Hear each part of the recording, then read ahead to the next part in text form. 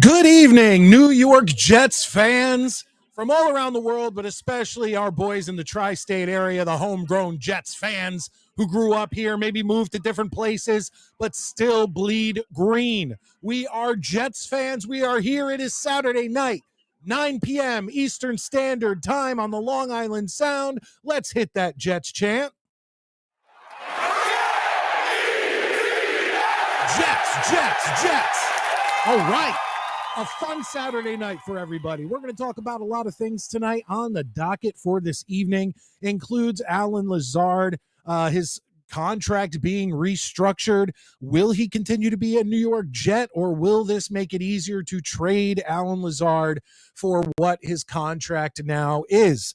We will talk about that tonight. Of course, I want to actually talk a little bit about the helmets in the NFL and the new design. A bunch of designs of helmets have been banned by the NFL that you won't see anymore. We'll get into that. And of course, we have Midnight Mike Show trivia tonight. I'll tell you the topics as we get started, because I know that a lot of people enjoy Midnight Mike Show trivia because you can play along there in the chat. And of course, Mike and Maddie's top five. And of course, goddamn those Devils and Yankees. Yankees 5-5 in their last 10 with at least the last game was a win over the Giants 8-4. That was earlier today. I mean, that's a good thing, but the Yankees have faltered after a pretty good start. And then the Devils backed their way into the playoffs. The exact way I didn't want the Devils to make it to the playoffs, they made it to the playoffs. They backed in with 2 straight losses to 2 crap teams. So it is what it is. At least we made the playoffs, right? But to lose to the Penguins and the Bruins back-to-back, 2 teams we easily should have beat, does not give me a lot of confidence as a Devils fan going into the NHL playoffs. But like I said, a lot of things to talk about on tonight's show. And of course, the first topic is going to be the restructured contract of Allen Lazard. And before I bring in my co-host, I ask that all of you who are here tonight, and I see a good amount of you for the start here, hit the like button. Hit that thumbs up button below the video, and it helps in the algorithms while we are dealing with what we're dealing with here on this streaming platform and all of that. It would really help out the show. More people will know that we are live if you, for free, go below and hit that thumbs up. And while all of you are doing that, let's bring in my co-host. He is the Beavis to my butthead. Hello, Maddie. How you doing tonight? What up? How you doing? I'm all right, I guess. It's been a day. Yeah, it's been one of those days when you don't want to wake up. No, I'm not going to Limp Bizkit this with you. Sorry, man. You got to go Limp Bizkit. No, I mean, I know, but no, it's I got a lot of family shit going on this weekend, so. Well, sorry to hear that. Hopefully this show can bring up, if at least momentarily, or at least just for the short term, can bring your spirits up. Yeah, it'll be all right. But no, the Allen Lazard thing I think is interesting. I don't know how to feel about it. I think that for the money, he's worth keeping around. I have no problem with it, honestly. Yeah, I mean, for a wide receiver 3. Yeah, and taking that type of pay cut. Now, once again, who knows where this will lead? But if he went to Aaron Glenn and Darren Muji, and if they brought him in and said, "Look, how much do you want to be a New York Jet? Because we need this money. Like, we need to improve this team." And if he's literally sat there and said, "You know what? What can I do for the team?" I'm cool with that. Yeah, I think that's a great thing, and it's a lot. Well, once again, people. No, go ahead. I think we're going to hear more about his mindset in the coming months. But the fact of the matter is he made the deal. He helped the team. And I got to like him for that. You know what I mean? Like, regardless, I have to like the fact that whether they just said, hey, we're going to cut you or you can stay with the team for this money or whatever, but he made the choice and it helps the team. And I'm cool with that because let's be honest, you were right last season. He had a good season. Well, for a wide receiver, For three, what he 4. did, I Yeah. mean, look, with the whole picture of it. So if he decided he wanted to be part of this team, God help the poor bastard, but good for him. So I'm actually I'm quite pleased with Lazard. I like Lazard. I didn't hate Lazard last season. He kind of became like a meme on our show, but Yeah. I'm cool with it. I like it, and we'll see what happens. Congrats to your Devils, my team. I knew there was no way they were making the playoffs.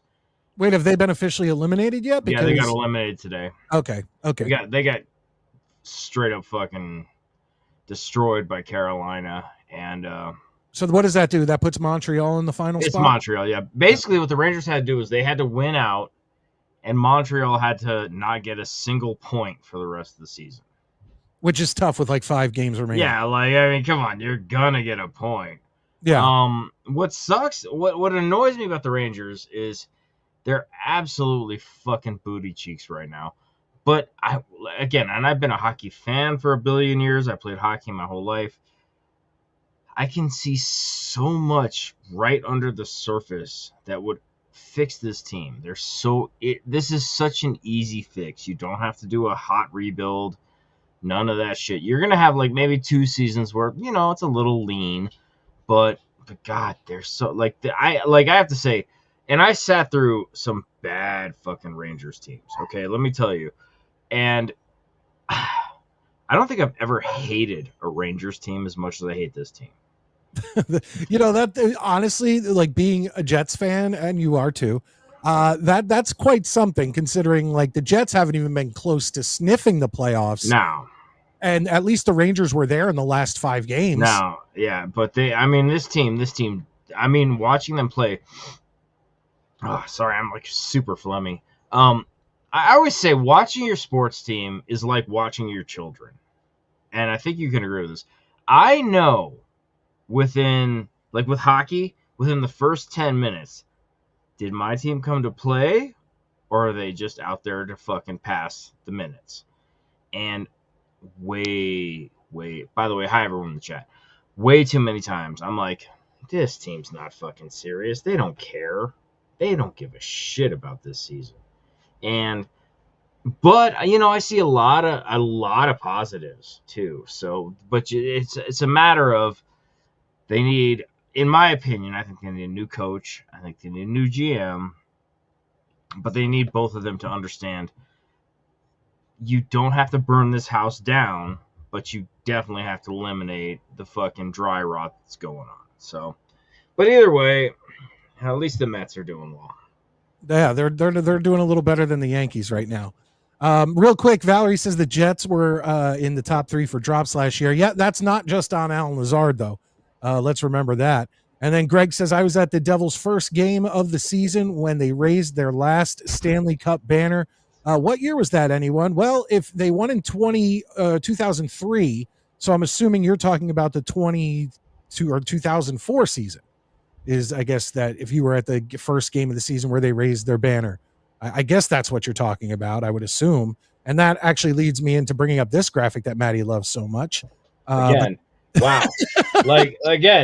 20 fucking plus years ago, you keep throwing you throw it in my face like it's a big fucking deal. Both our teams are garbage for the last fucking couple decades.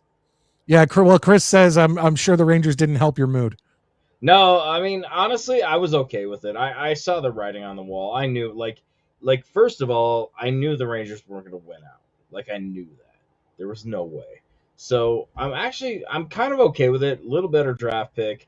I don't root for the loss, but God, they're booty cheeks. I mean, this team's a fucking disgrace. And God, I really hope that James Dolan gets drunk and gets on YouTube and somehow sees this show, because I am putting my case in to be the Rangers GM right fucking now. And God, I would fix that fucking team. But I've said that before, and my predictions have all been wrong. So, hey, JD, take it with a grain of salt, but I can tell you this, my heart would be in it. So, but your phone hasn't rung yet. Yet is the key word. Yet. There it is, Rangers organization. That would really be a real help to this show if you became the GM of the Rangers. Like shit, even if I got to become like a fucking minor league, I just scouted the Colorado Eagles. That would be fine. There you go.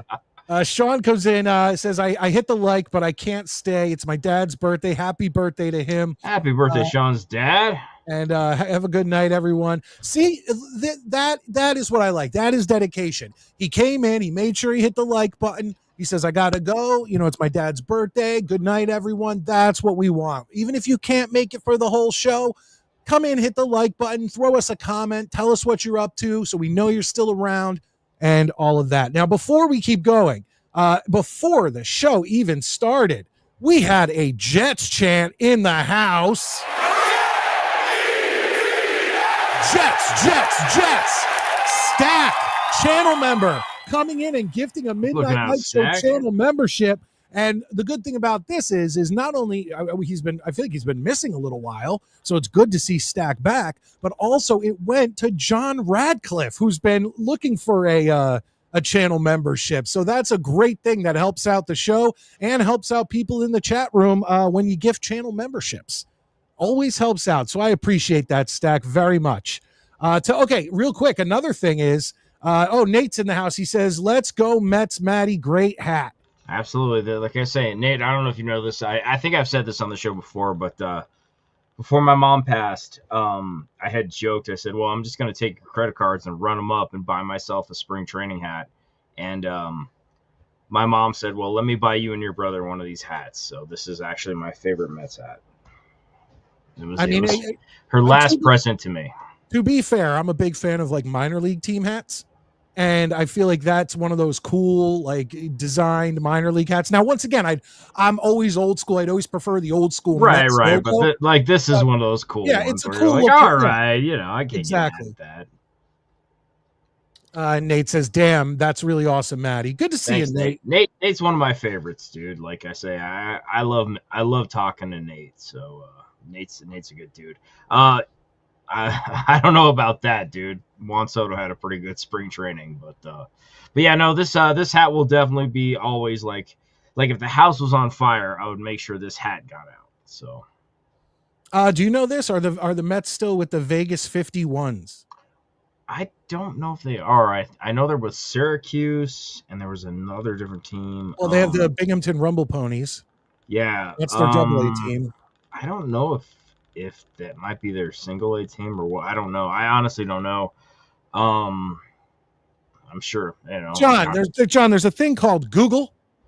I don't know if you've ever heard of it. It's a website and you can like put anything in and you find stuff out. It's actually pretty cool. It's they're now called they're for the A's and they're now called the Las Vegas Aviators. Oh, okay. There you go. But yeah, I remember when they were with the Vegas 51s. Yeah. Okay, real quick before we get into any more Alan Lazard talk, because I do want to go over the deal and the helmet thing that I wanted to talk about. I just want to tell everybody tonight's categories for Midnight Mike Show trivia. Tonight we're going to be traveling back to the 90s. It's going to be a 90s night. The first category is simple. It's one we all love because it's about our favorite team. And the category is JETS, Jets. Every question in that category will be about the New York Jets. But then our 90s night continues with, we have a category called 90s sports, right? And that could be any sport, and it's in the 90s. And then 90s television. And Maddie, I also reworked the questions because remember last week you said, I'm out of it. And I said, hey man, there could be a multiple point question in the end here. And then but there wasn't. Right. I made it so that every final question in all three categories is a multiple point question. All right. Well, so no one will ever know if you're fully out of it or not. Well, we'll see. I think that adds to the game. I'm not gonna lie, I got a lot on my mind tonight, so hopefully I can compete. So. You'll compete just fine. All right, before we get into this Alan Lazard thing and the helmet thing, let's bring in one of our other co-hosts, ladies and gentlemen, Murdoch. What's up, boys? Hey, how you doing, Murdoch? Maddie, you look younger. I think my diet is kicking off and I'm losing weight. Well, I thought it was because the Rangers lost. They're knocked out, so like you have that monkey off your back of stress. That helps. I'm not gonna lie. I mean, I had no doubt they were gonna miss the playoffs. So, I mean, one thing that the Rangers can be happy about is, well, from what I read, they swept the entire series from the Islanders this year, 4-0. They certainly did. Yeah. But I just wish they would have collapsed earlier. That's making beds in a burning house to me, honestly. Like, I mean, it's nice, but you know, again, I live in Denver. Like, I know any Islander fans out here. So, all right. So here's what we're gonna do. I have a little graphic I'm gonna bring up, and then we'll let Murdoch take the lead on this one because we were already talking about it. But the Alan Lazard restructure contract, there it is. Alan Lazard was set to make $11 million this season, which that's way too much. Even I can admit that. But has agreed to take an $8.5 million pay cut that will slash his cap number from $13.2 million to $4.6 million in the coming season. The Jets have guaranteed $1.75 million on his new salary and have wiped out the final year of his contract, which means that Alan Lazard will now become a free agent after this season. Murdoch, what are you thinking? It's the best of both worlds for us. You know, the money is coming off the books. If they still want to keep him, I'm not mad about it at all. I mean, I don't really care for him on the team. But, I mean, look, our big free agent signings at the wide receiver spot is Tyler Johnson and Josh Reynolds. So there's really no upgrade. The fact that he's taller, I do agree that it's potential to like move him to Pittsburgh once Rodgers gets there. It's a possibility. I'm not mad about it, and I heard Matty before, and I agree with him. Like, I'm glad that he took that big pay cut. Yeah, he didn't have to. He could have let them cut him and then went wherever he wanted. So, the one thing that when I look at that and I see it, the one thing that I say is for a wide receiver 3 or 4, whatever you want to call him, the $11 million that he was supposed to make this season is way too much money. Way too much. But the 1.75 seems reasonable. Like not only does it seem reasonable, it seems for his. Yeah, and I say this loosely. I believe me, this is a hypothetical. But if he could, I could see him making 2.5. So I feel like he was getting paid way too much. Now I feel like he's maybe getting paid a little bit too little, but I'm okay with that. Like that's how I look at it. But you know, if he goes out and balls out, then he could get that contract. You know, it kind of reminds me of the Pete Alonso contract. In the sense of you know, he's the highest paid first baseman in the league right now. He's not going to be next year, but if he has a monster season, he bet on himself. So I feel like Lazard's doing the same thing. For all you know, Lazard talked to Rodgers and Rodgers talked to the Steelers, and they were like, listen, we want you here. Not really interested in him. Yeah. You know, we're not going to sign him, even if he's cut. For all you know, that could have happened. So he's like, fuck, I'll just take the pay cut to stay on the roster. Who knows? Well, we mentioned that earlier, too. This could be a way to be able to deal him to another team more easily. Like, nobody's going to want to take him on the contract that he had with the Jets. Like, it's too much. I don't see dealing him right now at that price, honestly. Yeah. I mean, maybe at the deadline, but right now, shit. I get them actually. You got a job, homie. I thought it was going to give him more value. That, look, you can get this guy, was he 6'4"? You know, he does come up with some big moments, too many bobbles, too many drops, but he does catch some big catches. You could have him for 175. Maybe that makes him more valuable. You know what I mean? To get a third receiver on your team for that cheap of a price. Maybe they get a fourth or fifth. I doubt it. I'm just throwing it out. Like, maybe, but yeah. Maybe. Right. If not, like, okay, fine. Like, Patty, you know what I mean? Is your mic on? Yeah, my mic's on. Are you sure? Dogs are going fucking crazy. Because I can hear those dogs. Dude, I don't know what's going on. This is the loudest they've been in a long time. John Radcliffe, not only is Maddie potentially down a few LBs, but John Radcliffe says, no, your mic is not on. If you were just covering it, your mic is not on. Your computer mic is on. I muted it. No, I'm on. My mic's on. You're sure it's not the computer mic? I don't have a computer mic. Every computer has an onboard mic. We're I don't know. We can go. What did we say the mic I need to use is? I don't remember. You have to flip through them and talk, and then we tell you when it's I right. don't know. Tell me if this is better. No, try another one. All right. Well, we're going low definition. Does that work? No, not low definition. There's nothing. Oh, hold on. It's under audio. Hold on. Shut up. Don't worry, folks. We'll figure this out. No, it's on the one you wanted, but we'll do webcam, whatever. Is this better? No, I think that's the one. Talk again. Okay. I don't know. I feel like every time in the past I've been able to go, oh, that's the one. Okay, we'll try this one. We'll talk again. Well, is this one better? They're all sounding the same. Well, then I guess I don't know. That's it. To tell you. Okay. That's it. You're on it. This is not the one we picked last time. No, yes, it is. I can tell the difference. I'm telling all of a sudden, all of your background noise is gone. I'm telling you, that's the one right there. Whatever. Miguel Padilla, channel member, comes in, says Rock Hands Lazard led the NFL in 2024 with a 19% drop pass rate. Yeah, well, you know what? He also got 530 yards in 12 games. And it's hard to argue because, like, let's be honest. Like, with next season, we're not making the playoffs. Probably. I mean, unless we get the Justin Fields is the next Sam Darnold breakout year. Like, let's be honest. Well, you don't think 12-5 gets in the playoffs, Matty? You think we're going to go 12-5 next year? Smoking. Yeah, all right. I mean, I might fucking drink enough milk and fucking have a growth spurt at 47.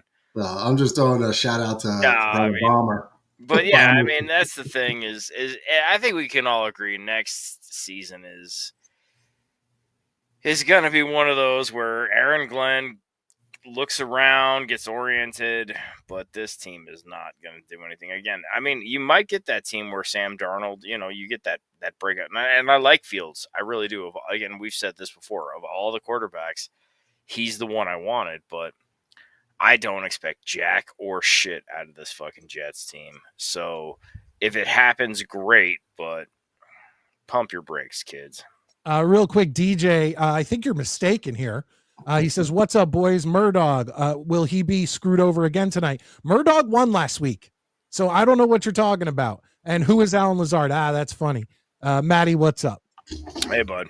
Yeah, Murdog won last week on the pure sentimental Jet sack exchange fucking picks. No. I'm talking about trivia. Trivia. Okay. I thought we were talking about drafting defensive linemen. Well, you know what? Real quick, let's show everybody that in case you missed Tuesday night's show. I'm pretty sure Murdog won. If you're yes, he did. Channel members can go back and watch the whole show. It's always fun to watch how we draft these people. But here was the final drafts for our defensive line.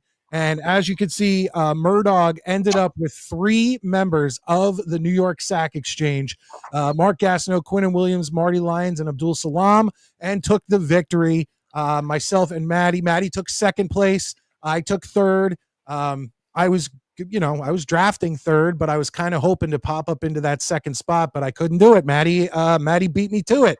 But yes, Murdog got it. And then this Tuesday night coming up, we are going to be drafting linebackers, cornerbacks, and safeties. Everyone else other than the defensive line. Oh, cornerbacks. Cornerbacks, yeah. My bad. Did I say quarterbacks? I thought it sounded like it, but I could have misheard. All I'm saying is Murdog won that draft the same way Joel Embiid won the MVP. Well, how is that through people feeling bad for him? Popularity and whatever. And I'm not mad at Murdog, but sounds like you are. No, I'm not mad at Murdog. I'm mad at the fucking viewers because I had a better draft. Well, I actually took a page out of Mike's book. And what's that? You kept the draft open for like this 4 should hours? be funny. I don't have the authority to do that. No, but I remember I was like, Mike, I think I don't know if it was the one Mike won or when I thought you had a better lineup than him and he was ahead of you.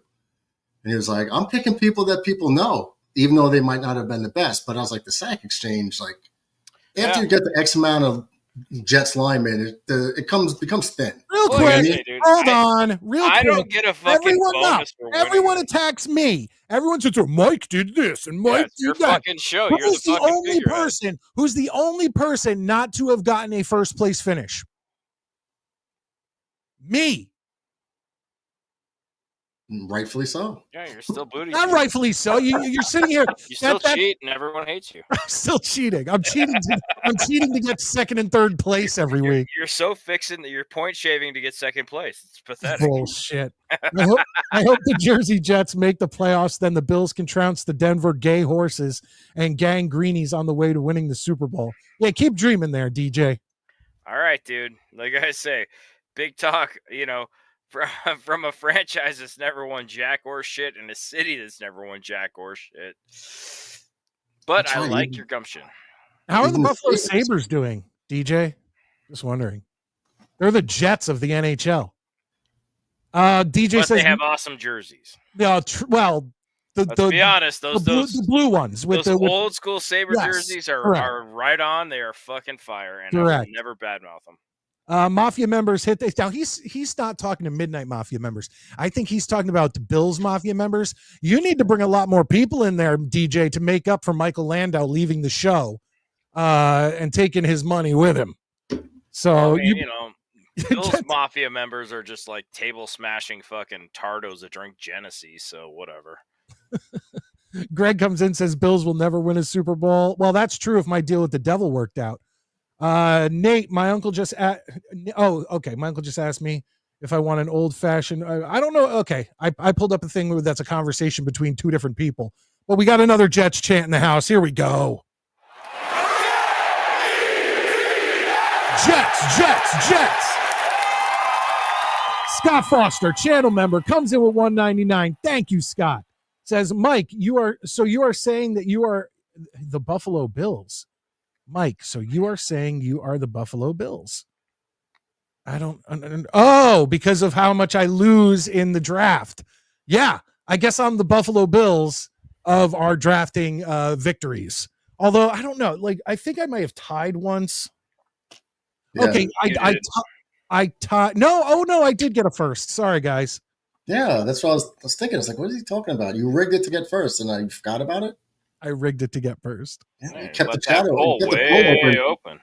So you passed Maddie. You probably tweeted people and were like, hey, come and vote for my team. Because, I mean, I've heard you done that before. I have 3 computers going on here, a soundboard, 2 keyboards. I don't have time to be getting on other things and doing anything. You have plenty of time. I don't. Miguel says, I forgot the Buffalo Sabres exist. Infrared Lazard fucking sucks.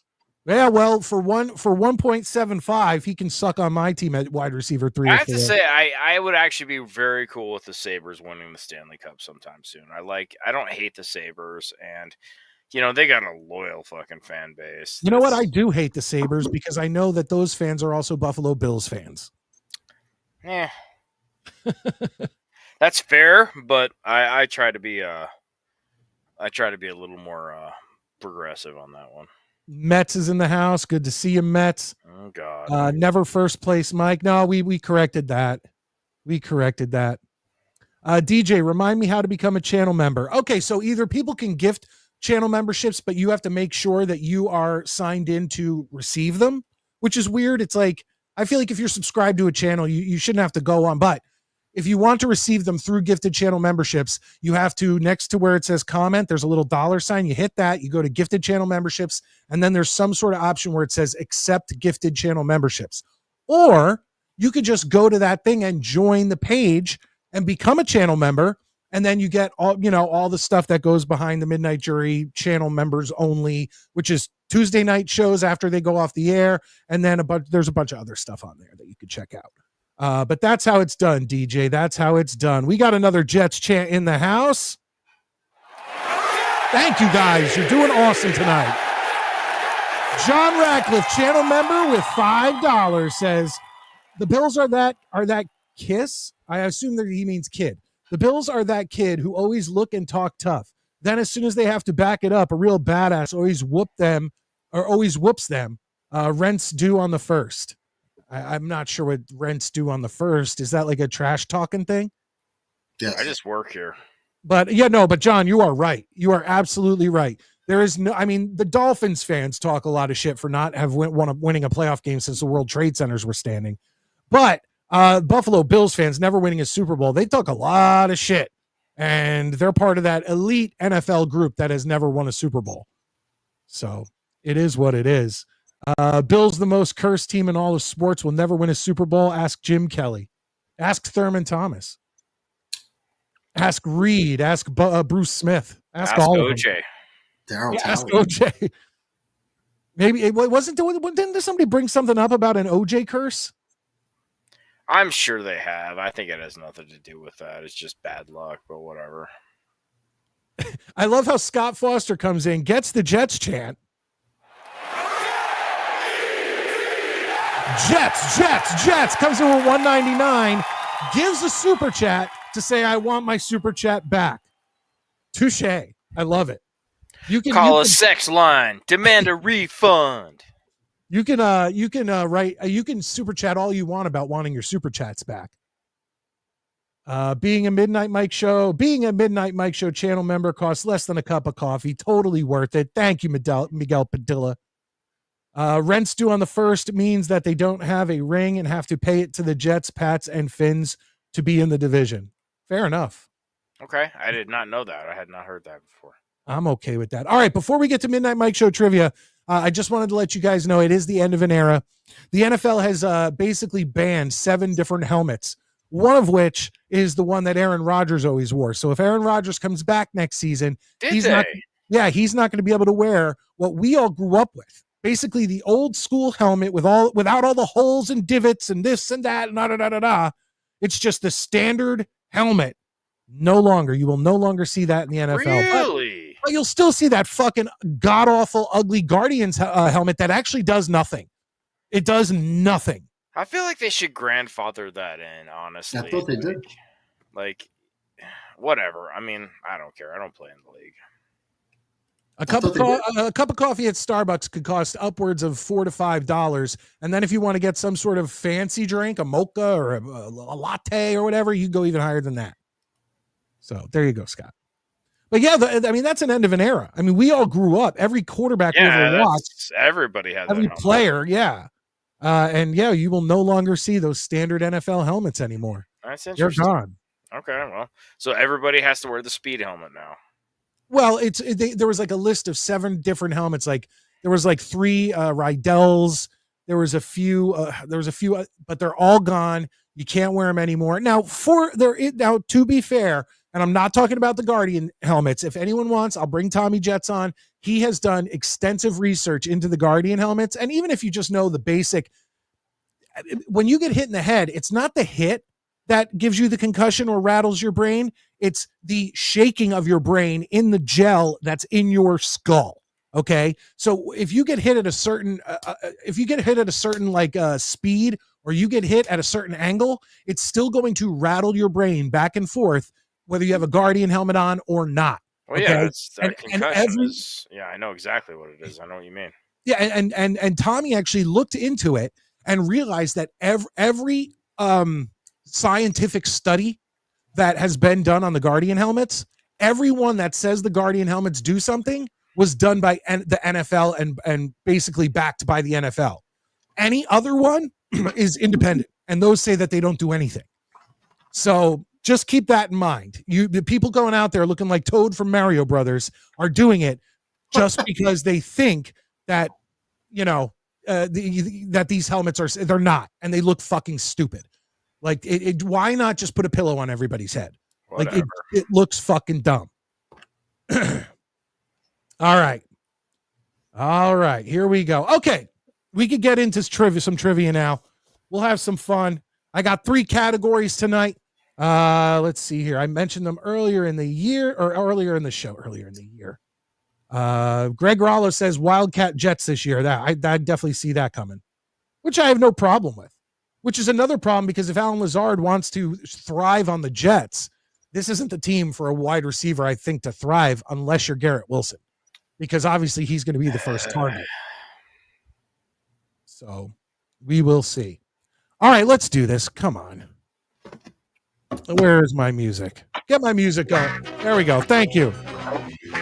Ladies and gentlemen, it is time for another edition of Midnight Mike Show Trivia, coming to you every Saturday night on the off season here on the most hated Jets podcast in the YouTube community, the Midnight Mike Show. Tonight, 3 categories again, 5 questions per category. And the categories are as follows. We have JETS, Jets, Jets, Jets. Every question has to do with the New York Jets, with our New York Jets. And then it's a 90s night. The other 2 categories, 90s sports and 90s television. And I've changed it up a little bit in case Murdoch didn't hear earlier. Now, every 5th question in each category is a multiple point question. So you never know what's coming in the 5th question. You never know if you're out of it. Real quick, a big super chat coming in, $5 from John Radcliffe, getting the Jets chant. Jets, Jets, Jets. Is this going to be a big night? Is this going to be a big super chat night? You guys are doing great already. Here we go. He says, it's like the NFL trying to stop what happened to Hammond. That is when the heart is hit in a certain rhythm. Oh, no, Hamlin. You're talking about Damar Hamlin, which is fine. In a certain rhythm, very rare, can't stop it. Now it's helmets. Shaking my head. Yeah, it's just do a little research into that, everybody. Any positive study done on the Guardian helmets was sanctioned by the NFL. And I don't know why. Do they want them to look stupid? I don't know. We'll find out because we'll see how much they keep pushing these ridiculous things. All right. So Maddie is the challenger, meaning Maddie gets to choose the category. Maddie, are you doing JETS? Yeah, just do it. Okay, we're starting with the Jets. That's fine with me. Here we go. First question in the JETS Jets category. This is a Price is Right question, meaning the closest to the number without going over will get a point. How many games did Weeb Eubank coach for the New York Jets? How many games did Weeb Eubank coach for the New York Jets? God damn. Playoffs included? I think I have a total. I think I have a total here.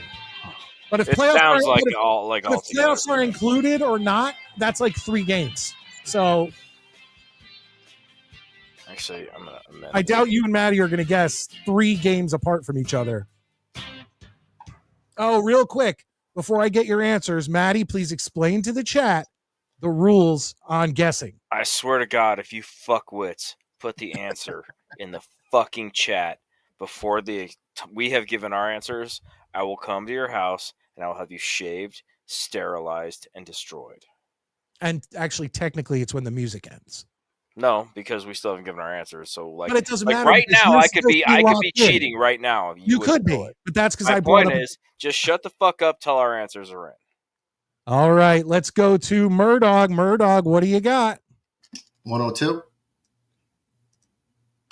Wrong. That's not an exact answer, but we will see who's closer. Maddie, what do you got? Put 48. 48. Now, Maddie, that was a little low. I was trying not to go over. That's my only hope on this one. Murdoch is going to get it. Murdoch's getting the point. The answer is 138. 158. Damn. 158 games coached by Weeb Eubank. No other Jets coach even close. So we're sticking with this category, Maddie?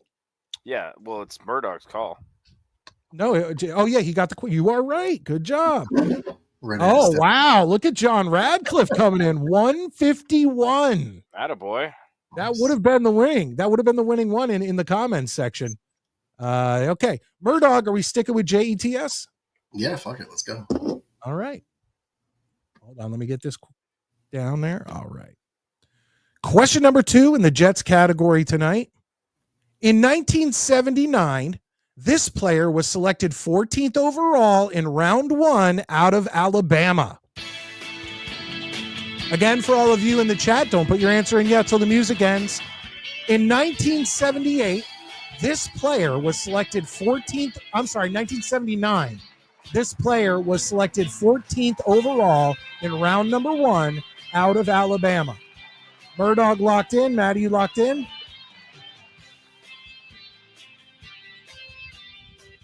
You have to hold up something or not or something. We did. No, but I'm reading, so when I ask, God damn it. Fucking wise ass motherfuckers. Fucking pay attention to your show, not the comments. I have to push buttons and read things and all this. Look, all I'm saying is when we do this shit, we can't make sure we're fucking finding your eyesight. Murdoch, what do you got? Richard Todd. Maddie. That's who I guessed, Richard Todd. Well, who was it?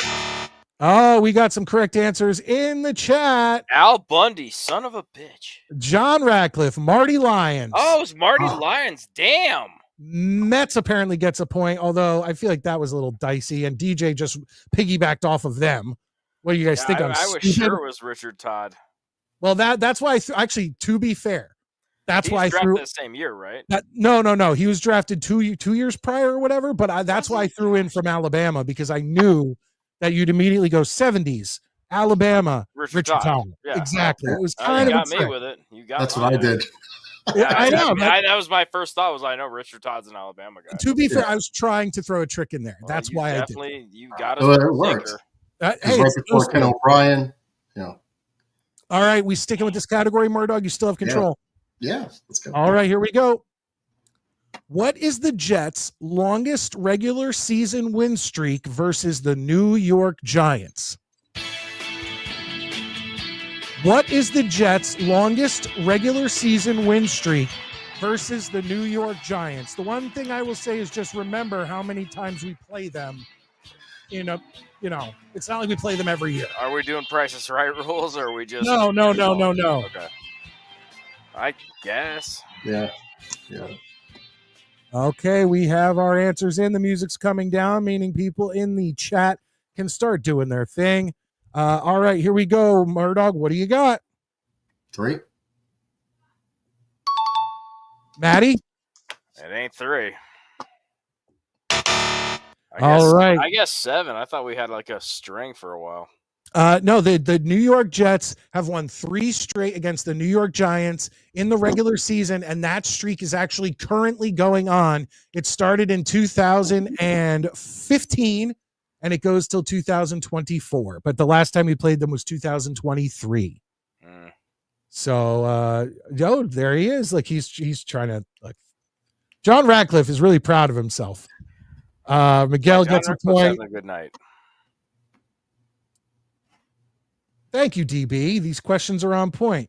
I think they get even more fun once we get out of the Jets category, especially for you guys who aren't Jets fans. So Murdoch still has control. Sticking. All right, here we go. How many touchdowns did Tom Tupa throw in his 1999 emergency backup quarterback role? How many touchdowns did Tom Tupa throw in his 1999 backup emergency quarterback role? It looks like everybody is locked in. Are you locked in, Maddie? Yes. Yeah, I'm good. Okay, just wanted to make sure I saw that because it was a corner of my eye. All right. Here we go. Murdoch, what do you got? DJ says 6. So if that was the case, they would have signed him to be the starter of the regular. Yeah. I put 4. 4. Maddie. I put 1.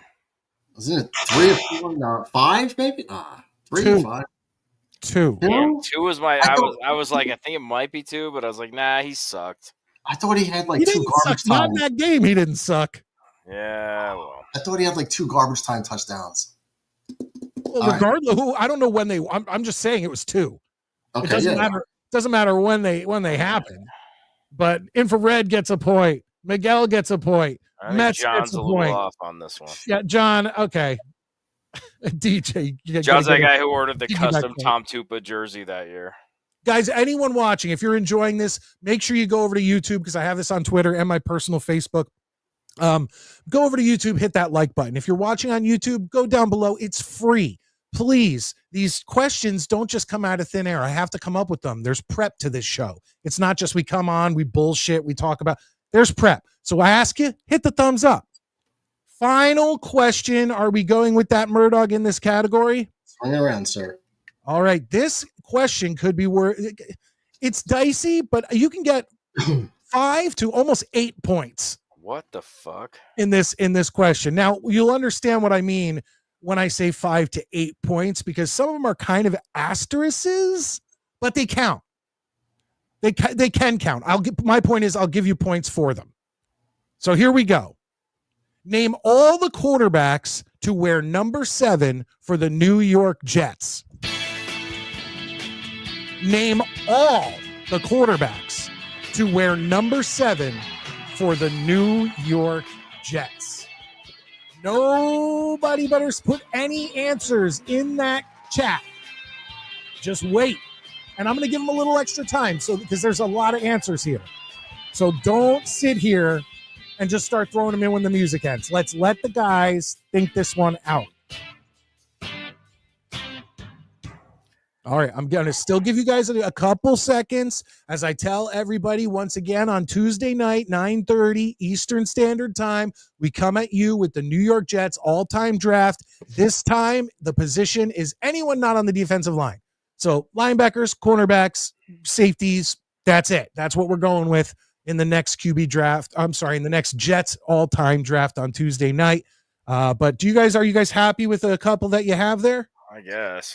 I don't have many, but all right. And a point for every single one you get right. But what I really need you to do, okay, here's what I'm going to do. Murda, are we all done? I got 5 written down. Okay. You got 5. Please hold up your thing like this. Hold it up here. And hold it till Maddie gives all of his. Maddie. All right. I got hold on, wait. Oh. Go ahead. Tupa, Gino, and Vic.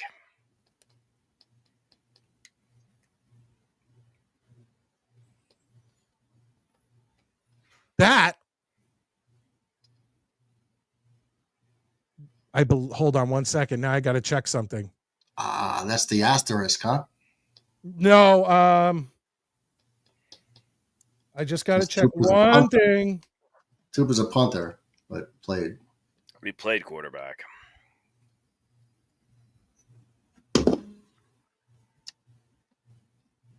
Okay, I was right. Thank God. Okay, so Maddie will receive 2 points for that. I'm not going to tell you who. Murdog, what do you got? I got Ken O'Brien, Falk. Say that again. Ken O'Brien who? Ken O'Brien, Falk, Luke Falk, Bubby Brister, Tim Boyle, and Mark Malone. And now I just have to make sure on this one. I have you at 2 points. Okay. All right. So Maddie now has 2 total points. Murdog has 4 total points. After this category, the correct answers, the 5 that are without a doubt, you can't question. Ken O'Brien, Boomer Esiason, Tim Boyle, Frank Reich, Geno Smith. Those are your 5 that you can't question. Okay? The other ones, the other 3 with asterisks are Chuck Clements, who played like he went in and he didn't even throw a pass. Tom Tupa, because he was the emergency quarterback, and Justin Fields. Justin Fields hasn't played yet, but he's shouldn't count. He has not worn. Yeah, it was an asterisk. I understand that neither one of us guessed that, but he shouldn't count. He has not played. What if he gets hurt in preseason? Okay, fair enough. But regardless, it's semantics. But he announced his number. If one of us guessed it and the other one didn't, I would be fine with whoever didn't taking issue with it. Well, good thing it's not a Well, question. this is America, okay, fuckface. So if you want to fucking do that shit, move to Russia. All right, real quick before we move on to the next category, let's see. We got John Radcliffe with Fields, Boyle, Vic. By the way, Michael Vick wore number 1 on the New York Jets. I don't know how I missed Esiason and O'Brien. Fields, Boyle, Vic. Here we go. Mets, Boomer, Ken O, Geno Smith, Tim Boyle, Frank Reich. Yeah, I promise you, Mets is Googling all this shit. Probably. Tim Tebow wore 15, I believe. Yeah, he did. Ken O'Brien, Michael Vick wore 1. Tall Dick Wood at quarterback. Boomer Esiason, Geno Smith. Maddie. What?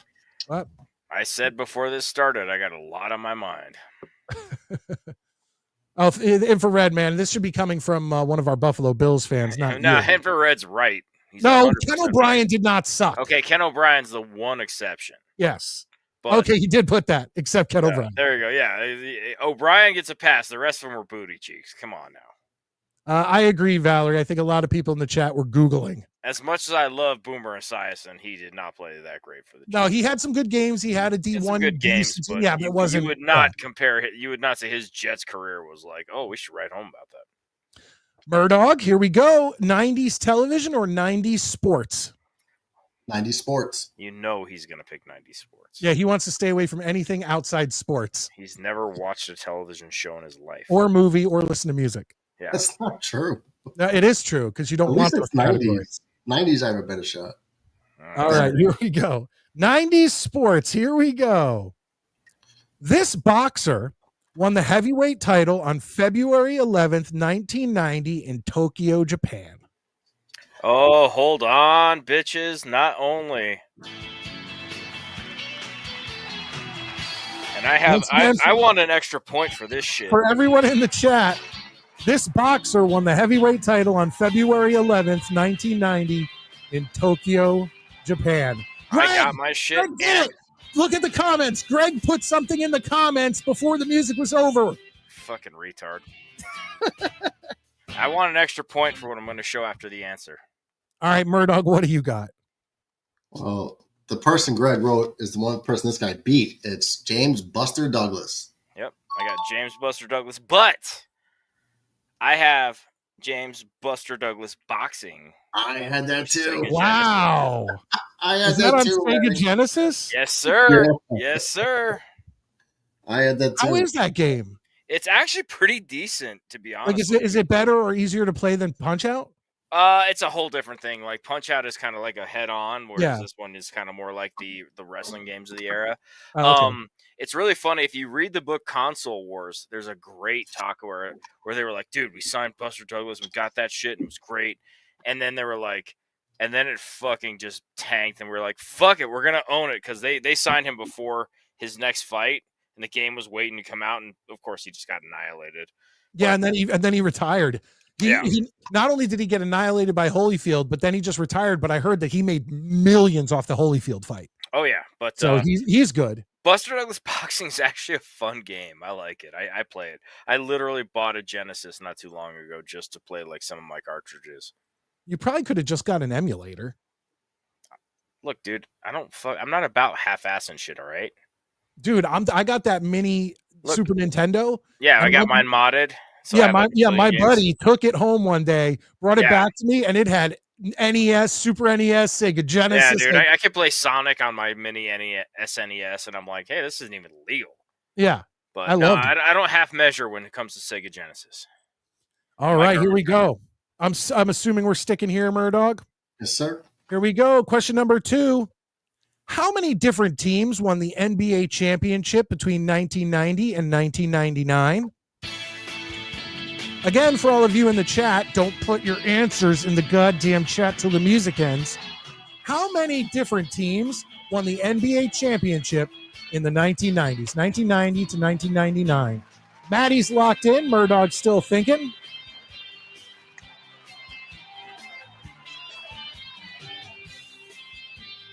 DB, your gay Bronco horses will win 5 games this year.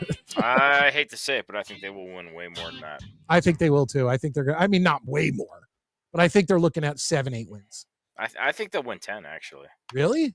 The Broncos have the devil's luck, man. They just come through and win these games. Murdog, what do you got? I got 3.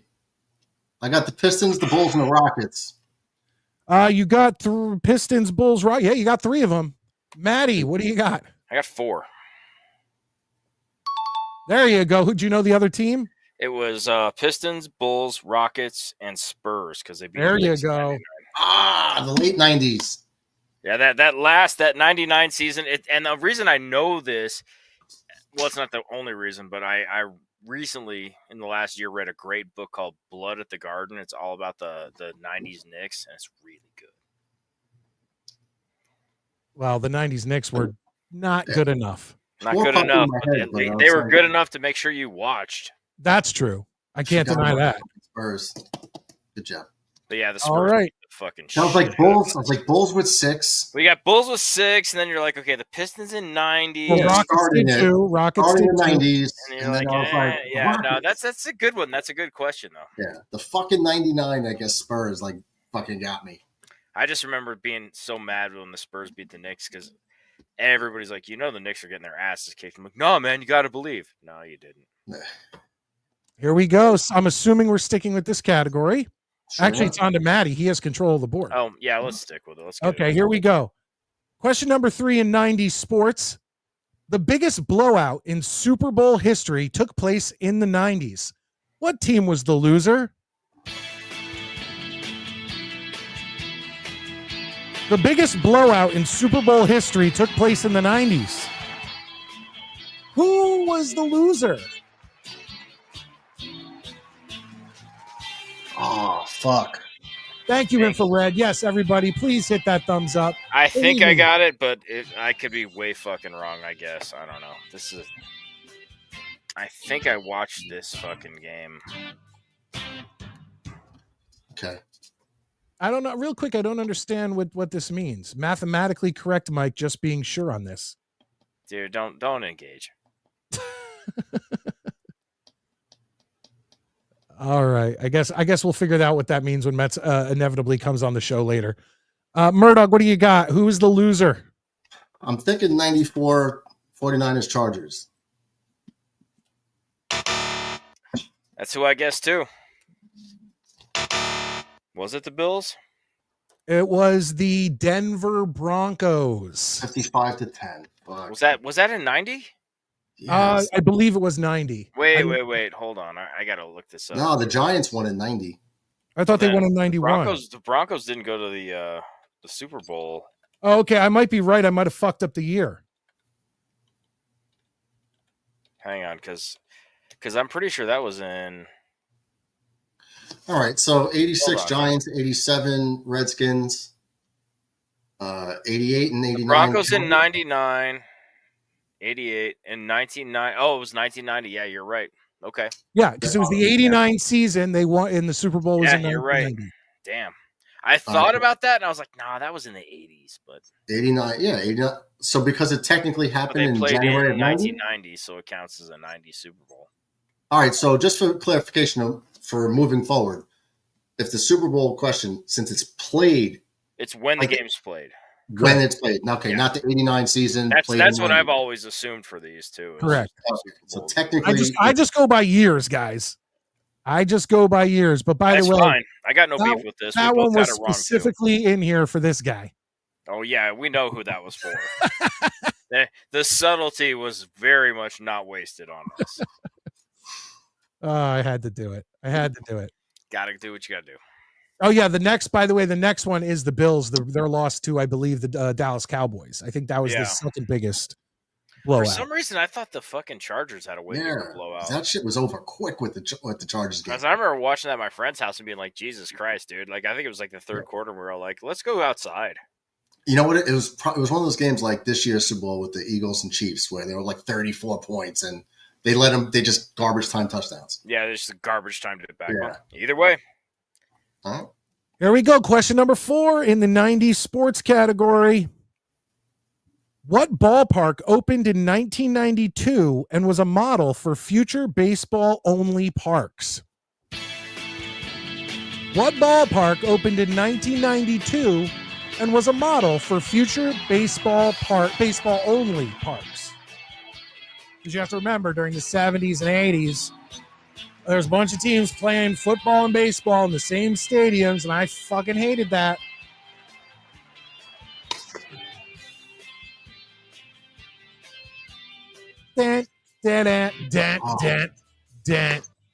Miguel's right. Jets fans are gluttons for pain and misery. I have no idea. I have two guesses. Matt, you don't have an answer? You got to give me one answer. Atlanta. I don't know. What do you got? I almost don't want to put this over. I almost want to change my answer. If I changed it, it would be Camden Yards, but I put Rangers Ballpark at Arlington. Well, that's wrong. But Camden Yards is right. Ah, fuck. God damn it. Damn it. Fuck. John Ratcliffe. Shit, you're shithole going, you Camden couldn't give me Yards. 2 more years. I could have said Coors Field. You fuck. Actually, it would have been 3. Camden Yards. Michael, welcome. Camden Yards. I wrote it down and I was like, wait, Arlington is like 94 and 96. I couldn't think of it at all. Oh, yeah, fucking Camden. Camden popped in. I was like, Camden. Final question in 90s sports. This is worth 5 points. Oh, Jesus. All right. This one I think you guys will have no problem with. Okay. It's just no, but I think each of you get, I'd say 3 or 4 out of the 5. And then it's not a hockey question. No, it's a basketball question. We'll see. What was the starting lineup for the 1992 Olympic gold medal Dream Team game? The starting 5. What was the starting lineup, the starting 5 for the 1992 Olympic Dream Team gold medal game against Croatia, if we all remember? Croatia, known for their basketball. All right, I think I got it. We'll see. I don't know much about Angora, but Angora's in trouble. Angola. Scott Foster comes in and says, and trust me, Camden Yards is a shithole. I've been there many times. Baltimore's a shithole. Their government let them down. All right. Let's go around once again. You get a point for every right answer. I'm going to start with you, Murdog. Let's see. Start going through your 5. I got Jordan, Bird, Magic, Ewing, and Barkley. That's 4. He got 3. 3. Oh, well, then I definitely didn't get all 5 of mine. Maddie, what do you got? I got Bird, Jordan, Magic, Stockton. Boy, slow down. Slow down. Bird, Jordan, Jordan, Magic, okay, Stockton, Barkley. You got 2. I only got 2? The starting lineup for the gold medal game against Croatia was Michael Jordan, Scottie Pippen, Magic Johnson, Karl Malone, and Patrick Ewing. Forgot about Karl Malone. Now, they were all on you guys all named guys on the team. And So Stockton was actually out a lot of games that year. Stockton was not a starter? No, he was out a bunch of games due to an injury. So I got 4. No, you got 3 and I got 3. I got Jordan, Magic, Ewing. Ewing is not. Bird didn't start? You said no Bird? No Bird. Okay. Yeah, Okay. Bird was at the end of his career, but so you're beating me 8-6. You are right. Good job, Maddie, keeping track. I keep score. All right. Yeah, me too. Finally, we move on to 90s television, and this is going to decide it. 8-6. So this is, whoa, Murdoch, you're in trouble. Yeah, I know. Because we're not in sports anymore, buddy. I came through. I came through with something off topic for me last week. Here we go. 90s television question number 1. Brad, Randy, and Mark are the sons on this 90s sitcom. Brad, Randy, and Mark are the sons on this 90s TV sitcom. Nobody better put anything in the chat yet. Remember, when the music ends, you can put your stuff in the chat. I'll always give you credit. I don't know if I got this one right. All right, everybody's locked in. Here we go, and we will go over to Murdog. Murdog, what do you got? I think I got it. Home Improvement. That's what I got too. Thank God. There we go. Now Maddie's up to 7. Murdog's up to 9. That one made me sweat a little bit. That was a. I hope I'm right. That was a Hail Mary on my part. Mets. The Randy guy was like, yeah, but Brad and Mark kind of. Mark was the one that got me. I was like, Yeah. I know Mark was on Home Improvement. Randy just that one I wouldn't have. Well, Randy was the most famous. That was JTT. Yeah, but I'm Jonathan just saying. Taylor Like, Thomas. I'm saying, some of us were not obsessed with young boys in the 90s. So Some My of us sister are loved fucking gay pedos. JTT. I think every girl who was between like 12 and 17 loved that fucking guy. Mike, you had a poster of JTT? My sister had them. She had all the, what was that magazine the girls got that came posters? Tiger in Beat, it? baby. Tiger Yes, Beat. she had that magazine and all these guys on her wall. And by sister, I should get a point for both knowing of you. Tiger Beat fucking magazine. Yeah, you're right. Murdoch, by sister, I mean myself. Yeah. I had a subscription to Tiger Beat. Your drag queen name. Yeah, your alter ego when you put lipstick on in a dress and nobody knew. Yeah, my name was Visa Decline. Would you fuck me? I'd fuck me. Did you tuck it? Did you tuck? Here we go. Did you tuck and stand there? Let's go. No. I just let it all hang out and still acted like a woman. I didn't need to tuck. Yeah, I wanted to see. Yeah. Mike was before his time, like they do now. Yeah, that's Exactly. these days, right? Here we go. Question number 2 in 90s television. I don't want to wait for our lives to be over is the opening line to this TV drama. Oh, shit. Oh, man, I know it. Again, for everyone, I don't want to wait for our lives to be over is the opening line to this TV drama. I think I got it, but I might be fucked here. Maddie's locked in. Murdoch. I feel gay writing the answer down. I feel gay. You won't feel gay after this question's over. You really won't feel gay. Okay, I was right. Murdoch, what do you got? I got James Vanderbeek and Tom Cruise's ex-wife in Dawson's Creek. Maddie? Dawson's Creek. And the only reason I know that is it's from fucking Scary Movie where he fucking climbs in the window and goes, oops, wrong show. Yes. It's like I know Scary Movie so much better than I know Scream. So he actually has almost all of his roles after Dawson's Creek are him playing himself or mocking playing Dawson. Which is awesome. You got to love that he's got a good sense of humor about it. But this is why you wouldn't survive 5 minutes on the creek. This is why, Murdoch, you should not feel gay. Not only did I watch Dawson's Creek when it was out, but I am currently in a rewatch phase of Dawson's Creek where I am shit you should never. I am to season 5, episode 20. So you could feel better. That kid with the side glance in the car seat, that's me, right? John Radcliffe, DJ, Mets. There you go. My mom loves Dawson's Creek. That makes me feel better. Dawson's Creek. Good job, guys. Don't worry, Infrared. You don't need to know this shit. By the way, on all streaming services and even I believe the DVDs, that song, I Don't Want to Wait for Our Lives to Be Over, is wiped out and they have another take it song. Away for the licensing? Yeah. And it's just weird. It's like that was like the identity of the show. Like you two who've never watched Everybody knows that song. Exactly. Hold on, here. Take this. What the hell is that? It's my man card. Oh, thank you. I got to give it up for knowing the fucking answer to that question. Scott, you wise ass. My gay cousin is a huge Dawson's Creek fan. Mine too. Sure Mike is your gay cousin. Yeah, me and Scott are related. All right, here we go. Only 3 more questions, and then we will have a winner. This movie, starring Christy Swanson and Luke Perry, was adapted into a popular television show in 1997. Booyah!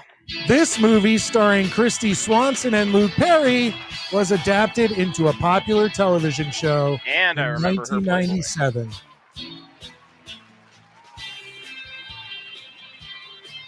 Maddie's locked in. Murdoch is locked in. All right, Murdoch, we got to go to you. What do you got on this one? She was the best Buffy the Vampire Slayer. Nice. Yes, I got Buffy too. Now you guys are both gay. Dude, did you ever here's see the funny thing. So I remember back in the day. I also saw Sarah Michelle Gellar. It was like 03, 04 or whatever. And I said to my homeboy, I was like, yo, man, let's go out get some beers. And I was like, no, man, I'm staying watching Buffy. And I was like, okay, fuck you. And then he's like, nah, man, it's really good. I was like, no, it's not. You're stupid.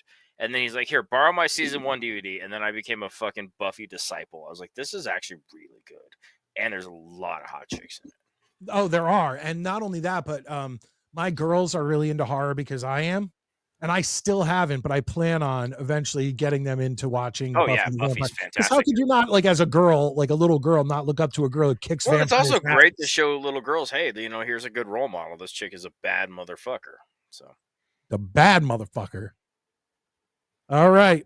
We have 2 questions left. The final question, of course, multiple points. I need to catch up here. Here we go.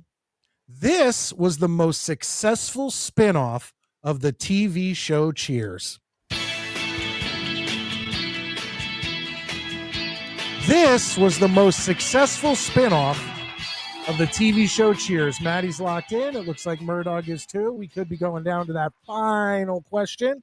That was a quick one. That was easy work. Murdoch, what do you got? Probably my least favorite character from Cheers, but Fraser Crane. Maddie? Frasier. I actually have to at my work, and I know I don't like talking about work on here, but I escort him around the facility every year or two because I think you've told me that. he attends some hearings in my facility. Nice. Here we go. Wow. A lot of right answers here. John Radcliffe gets a point. Valerie gets a point. Metz gets a point. Scott gets a point. Miguel gets a point. Let's see here. DJ gets a point. Infrared, wrong. It's on Seinfeld. Sorry. That's not a spinoff of any show.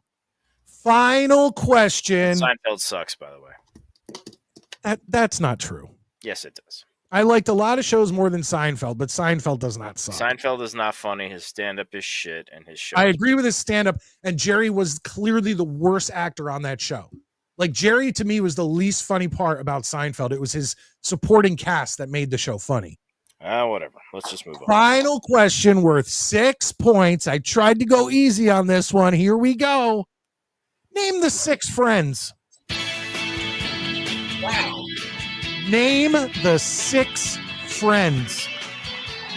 No answers in the chat. This is for the victory. 6? There's only 5. There's 6. Oh, man. Oh, yeah, you're right. I'm good. My Maddie's whole family loves that show, and I hate it. Oh, man. What the fuck?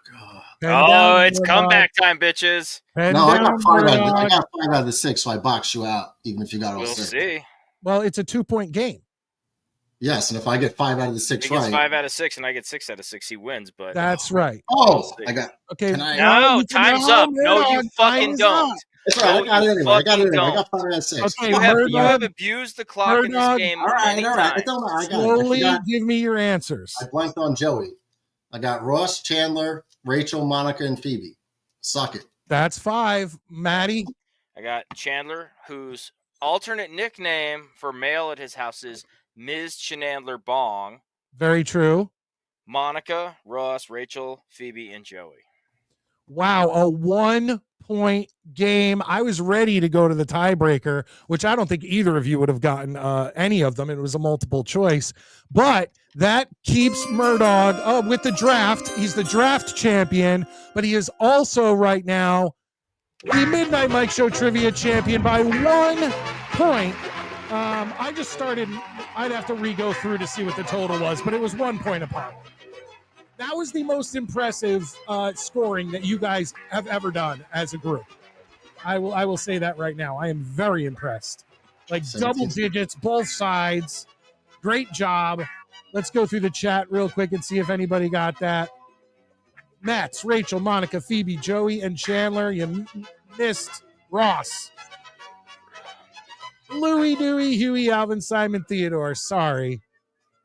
Aniston, Perry, Cox. Yeah, well, that's 3, but those aren't the character names. I just want to say that show sucks. It's not funny. That's also not true. Yeah, it is. If your testicles were still attached to you, you would agree with me. No, I think that's a pretty funny show. Courtney Cox Sorry, is you in have Masters such of the terrible Universe. taste. Rachel Russ. No, not Russ. Chandler, Monica, Phoebe. Yeah, you. Let me ask you this, Mike. Do you think Big Bang Theory is funny? No.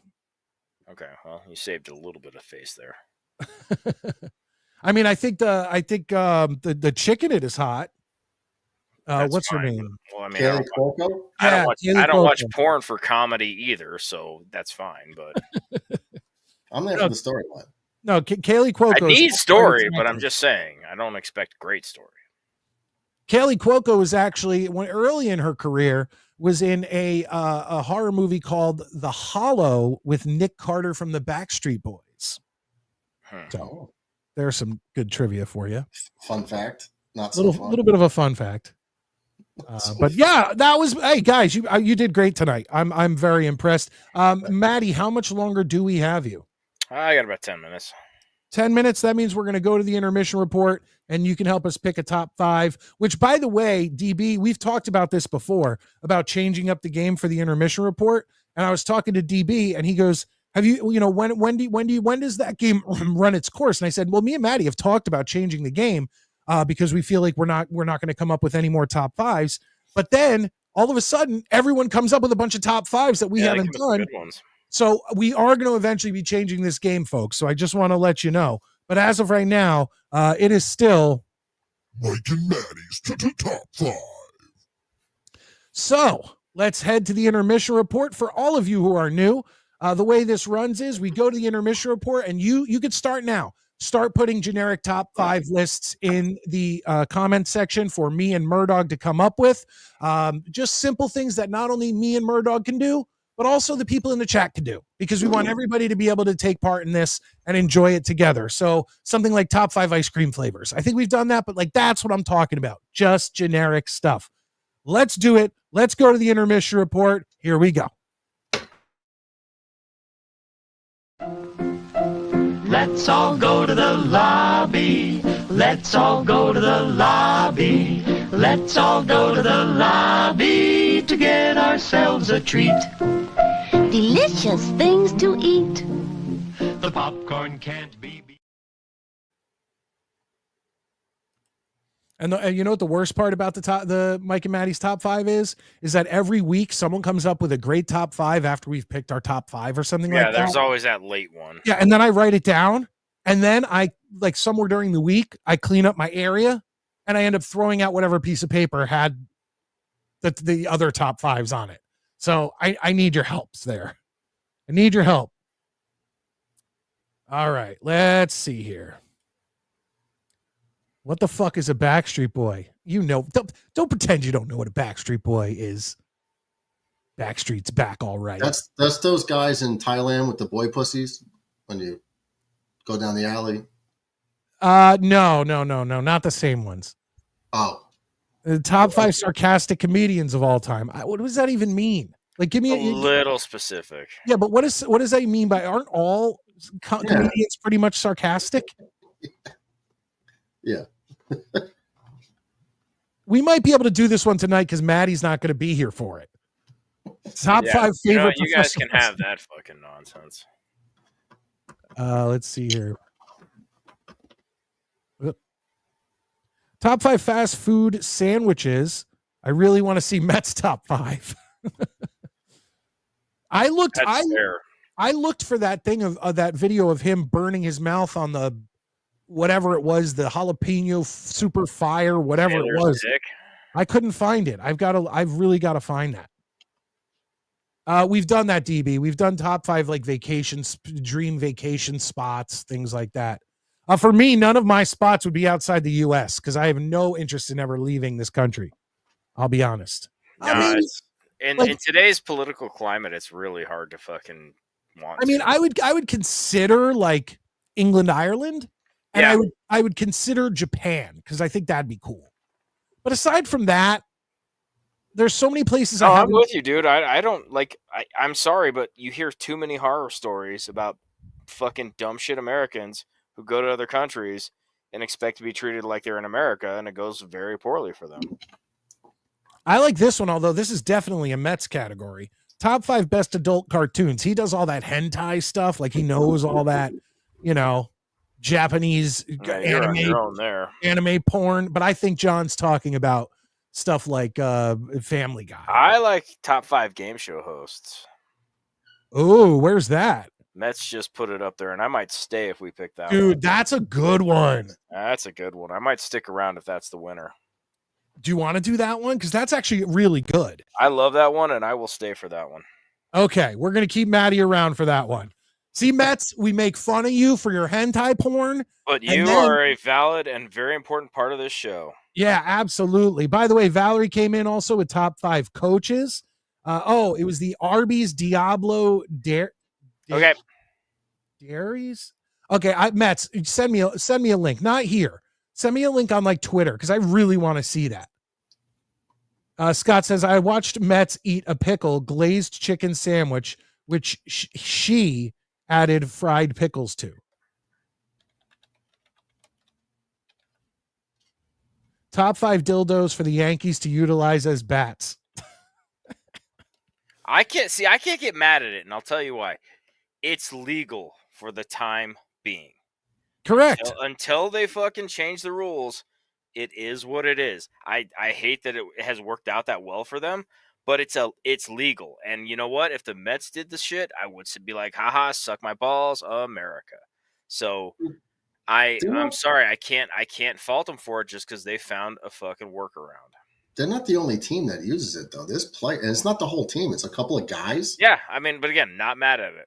Yeah. Here's the thing for anybody concerned about the torpedo bat. The regulations are about length of the bat and diameter of the barrel. That's the regulations. They haven't exceeded anything. They just that's what I'm saying. They're not cheating. You can argue about whatever you want, but it's legal. And until you're breaking the law, I'm not mad at you. They're not going up there with like a fucking caveman club from the cartoons. No, shit's legal. I'm not going to complain about it. It's that simple. I got my top 5 game show hosts, if that's what we're doing. Yeah, we are doing that, and I've got 3 right now. My first one is a little fan service to my childhood. By the way, I think there's only one number 1, and I'm not going to say who it is. I guarantee I know who yours is, and I disagree. Do you? I promise you I do. Like, do you really know who I picked as my number 1? I'm going to put it in the private chat, and you tell me if I'm wrong. Okay, give me a second. I just want to... I wonder if you guys will get my top 1. Oh, I can't. There's... why can't I? And he's my number 2 for what it's worth.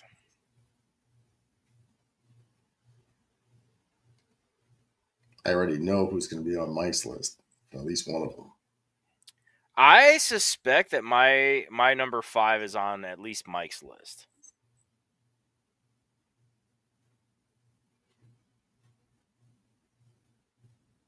What the? What's going on here? I don't know. Oh, okay. There we go. I know I'm going to forget people.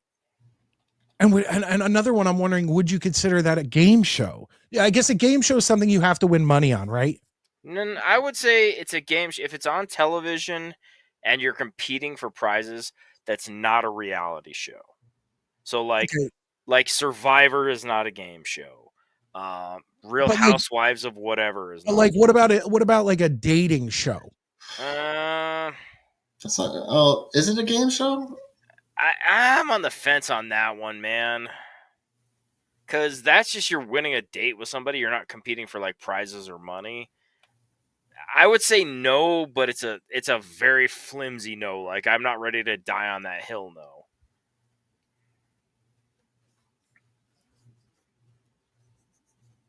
All right, I'll put him as a honorable mention. Okay. Well, I don't have any honorable mentions, so.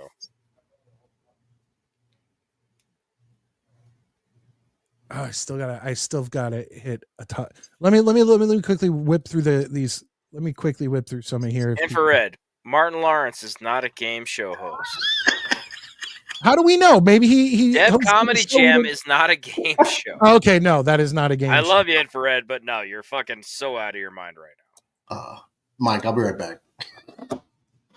He said, "What do you, Martin Lawrence?" All right, I'm gonna go.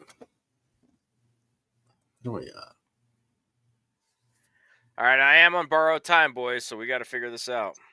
Yeah, I got my list. You're not on screen. You don't get on the. You don't get on the show. Oh, here we go. He's picking fucking Mekhi Becton again. Yeah, that's going to be his first pick. His number 5 is Becton is his favorite game show host. Yeah. Okay. Okay. He deserves it, so I'll put him at number 5. My number 5 is pure fan service to my like early teens, tweens years, but whatever. All right, top 5 game show hosts. Good one, Mets. Got to give you credit on that one. That's a great I will say this. Do you want to know who my honorable mention was? You might as well. Chuck Woolery. Okay. I love Love Connection. I think it's a funny ass That's show. fair. And it's not technically a game. I mean, that's fair that he's an honorable mention because it's hard to argue that it's a game show versus a dating show, which I think there is a small distinction. Correct. So we'll keep him in honorable mentions. Maddie, you're number 5. My number 5, and this is pure fan service to the 88 through fucking 92 years of my life, I'm guessing, is Mark Summers. Oh, shit. I had to go with my man from Double Dare, dude. That is motherfucker awesome. was great. Oh, I didn't even think. Fuck. I figured you'd have him because I was like, that's so up Mike's alley. Okay, so Mark Summers immediately joins my honorable mentions. Yeah. I take my number 5, drop him down to honorable mentions, and I have a new one. And I have another honorable mention because I did not even think Nickelodeon. Mark Summers, dude, Double Dare was my game back in the day. I fucking loved Double Dare back in the day.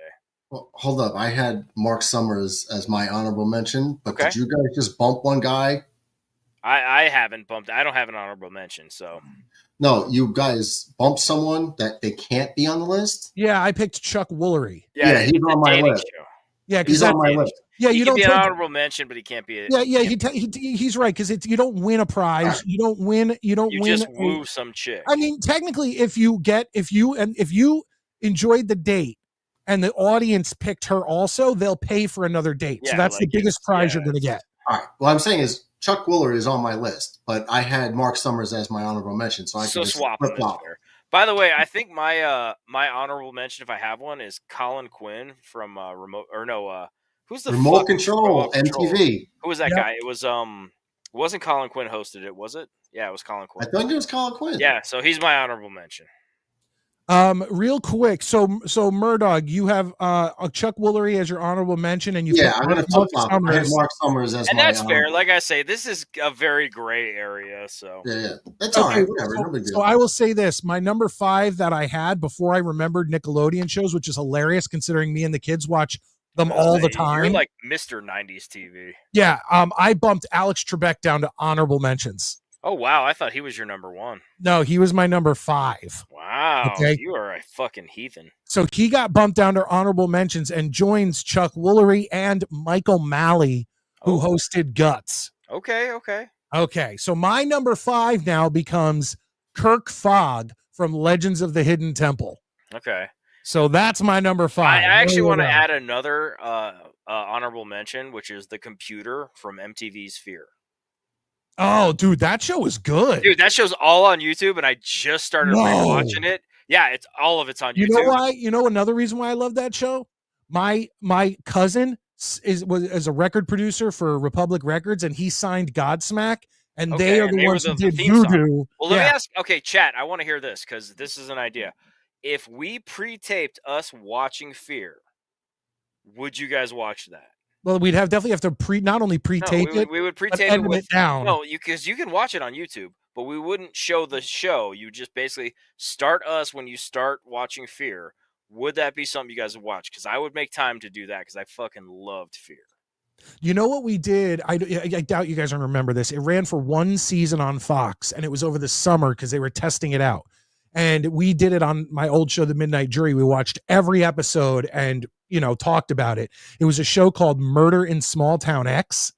And I've heard of it. I never watched it. What Fox did is they took over an entire island, and it was a town.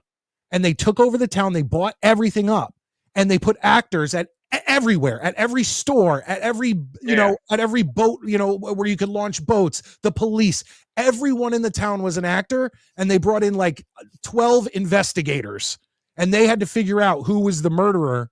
And it was outstanding the way they did it. Well, the reason I think Fear would be fun for us is I know Murdoch hasn't watched it because no one's hitting a ball with a bat or fucking rushing for a touchdown. And you haven't watched in 100 years, and I've only watched the first episode since it aired. And my Sunday night used to be Fear at 7 p.m. and Malcolm in the Middle at 7:30. So and again, you guys can talk about this after I'm gone, but if you would be down for us to watch Fear, probably with the aid of alcohol, which could be really fucking funny because I know I have a lot of stupid shit to say about paranormal stuff. Talk about it later, but all right, let's move on. Okay, so my number 5 was Kirk Fogg, Legends of the Hidden Temple. Now we Okay. go to Maddie for your number 4. My number 4, you got to go with Bob Barker, man. The guy's a classic. Nice. He's on my list. He'll come up eventually. Murdog, your number 4. My number 4 is Bob Eubanks. Oh, nice. Good nice. I forgot to put him on my fucking list too. Yeah, There's a lot of great game show hosts. He was like- briefly considered for my honorable mention, Yeah. but I was like, I'm not going to do honorable mentions, and now I have to. But he was low key creepy, but I kind of liked that about him because he was like slick. It was just like, there's something- we something about- haven't even touched creepy yet. There was something weird about it. I was like, this fucking guy, but I don't know. My number 4 hung himself. Ray Combs, Family Feud. Wow. Yeah. Did he hang himself? Yeah, he hung himself. Wow, I didn't know that. That's a Poor guy. shame. Rest in peace, Ray Combs. Sky Point. Does everybody got their number 4s? Yes, we're moving to the number Or Murdoch, 3s. did you do your 4? Yeah. Did Murdoch do 4? Okay, my bad. Eubanks. Went right past me. Okay. Maddie, Oh, your that's number 3. I got to go with Pat Sajak. Love Pat Sajak. No fortune. And I will say this. In 1990, Pat Sajak should have been cast in the Batman sequel as the Riddler. Think about it and then tell me I'm wrong. He would have been fantastic. He resembles the original Riddler from the. He's got the voice, and if he just kind of jumped around and acted like a weirdo, he would have been fantastic. Yeah, that definitely. Murdoch, who do you got at number 3? I got Peter Tomarken. Fuck you. That's exactly who I have at number 3. Really? Both picked him? That's fucking badass. Stop. Wow. Dude, I loved that show. You gotta share a brain. I didn't even think about Pressure Luck. And have you seen the documentary on the guy who fucking like 2 months ago I watched dude, it. Guy that so figured good. out the Wait, what algorithm. is this documentary? It's this guy sat at home and figured out that there's only a certain amount of setups, The algorithm. and then he figured out, and then the thing. Oh, so goes, he could just go through it and just win the fucker right away. Yeah, but Dude, what he he did was he just kept winning. like 75. I didn't know that. He got like I gotta he find kept that. getting a I free will spin. Google that Free spin. later. Free spin. That's Yep. got a tomorrow afternoon vibe with some booze for sure. Dude, it's unbelievable how he No, figured it he out. never hit a whammy. Wow. That's And then you know why he said he stopped? Because people were like, all right. They were going crazy in the production booth, like, what the fuck? What are we gonna do? Peter Tomarken the whole time was just like aloof, like, Yeah. whoa, You're really good at this. Yeah. There we go. But In the people in booth, back were like, they figured it out. Let's stop Yeah. right here. Let's But be they honest. If you were a game show host, would you ever come to work sober? It's not your Sober? money. You don't give a shit. Most of these people are fucking annoying. Like, you're just gonna go. Like, I guarantee you, I would come to work at least 3 drinks in Maddie, every day, and you're taping 5 shows a day. Maddie, The green room is the fucking wet bar. Maddie, I host a game show every Saturday night, and I rest my case. And what's Yeah, more, yeah. you do it in moderation. If that was me, I would show up at 9 a.m. having had probably Just a wrecked. 33-second pour in total of vodka. It was like, all right, bitches, spin that wheel. Oh, you're a homemaker from Paducah, Kentucky. Yay, you bitch. so Peter Tomarken getting both me and Murdoch's you number two 3 fucking- spots. That's good shit right there. Okay, let's go to number 2, Maddie. I got Alex Trebek. There Huge you fan. go. Love Alex Trebek.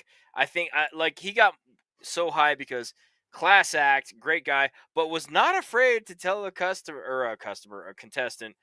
you're fucking retarded. Like, you could see the look of absolute disgust on his face sometimes, and that made the whole show. Murdoch, your number 2. I went with Bob Barker, number 2. Okay. Murdoch, my number 2 is Bob Barker. Why don't you two just fucking get it over with? Jesus Christ. I feel like I'm the fat girl telling one of you, no, we came together, we leave together. We came together, we leave together. It's Now not I'm wondering if me and Murdoch have the same top 3. I'm terrified that we all have the same top 3. Well, I said there's only one person in my mind who could be me the too. number 1. Mine again, I'm gonna go first, so you know I didn't rig this, but There's only one person. We don't know the topic until the chat gives I it know, to but us. what I'm saying is, it's not like I'm falling in line to be like, "Oh, look, chat, we got them all together. We're share a brain, yay!" Who do you got, Maddie? My number one, you know him as Killian from The Running Man, Yep. and Richard Dawson, who kissed every fucking piece of ass that walked into that studio, and probably is the reason this whole country has cold sores. But Richard Dawson. Murdoch, who do you got? My number one is the fucking G. I mean, what a G to just go up to a woman and kiss her on the lips In front of her husband. in front of their fucking husband. And he was like, high five. Yeah.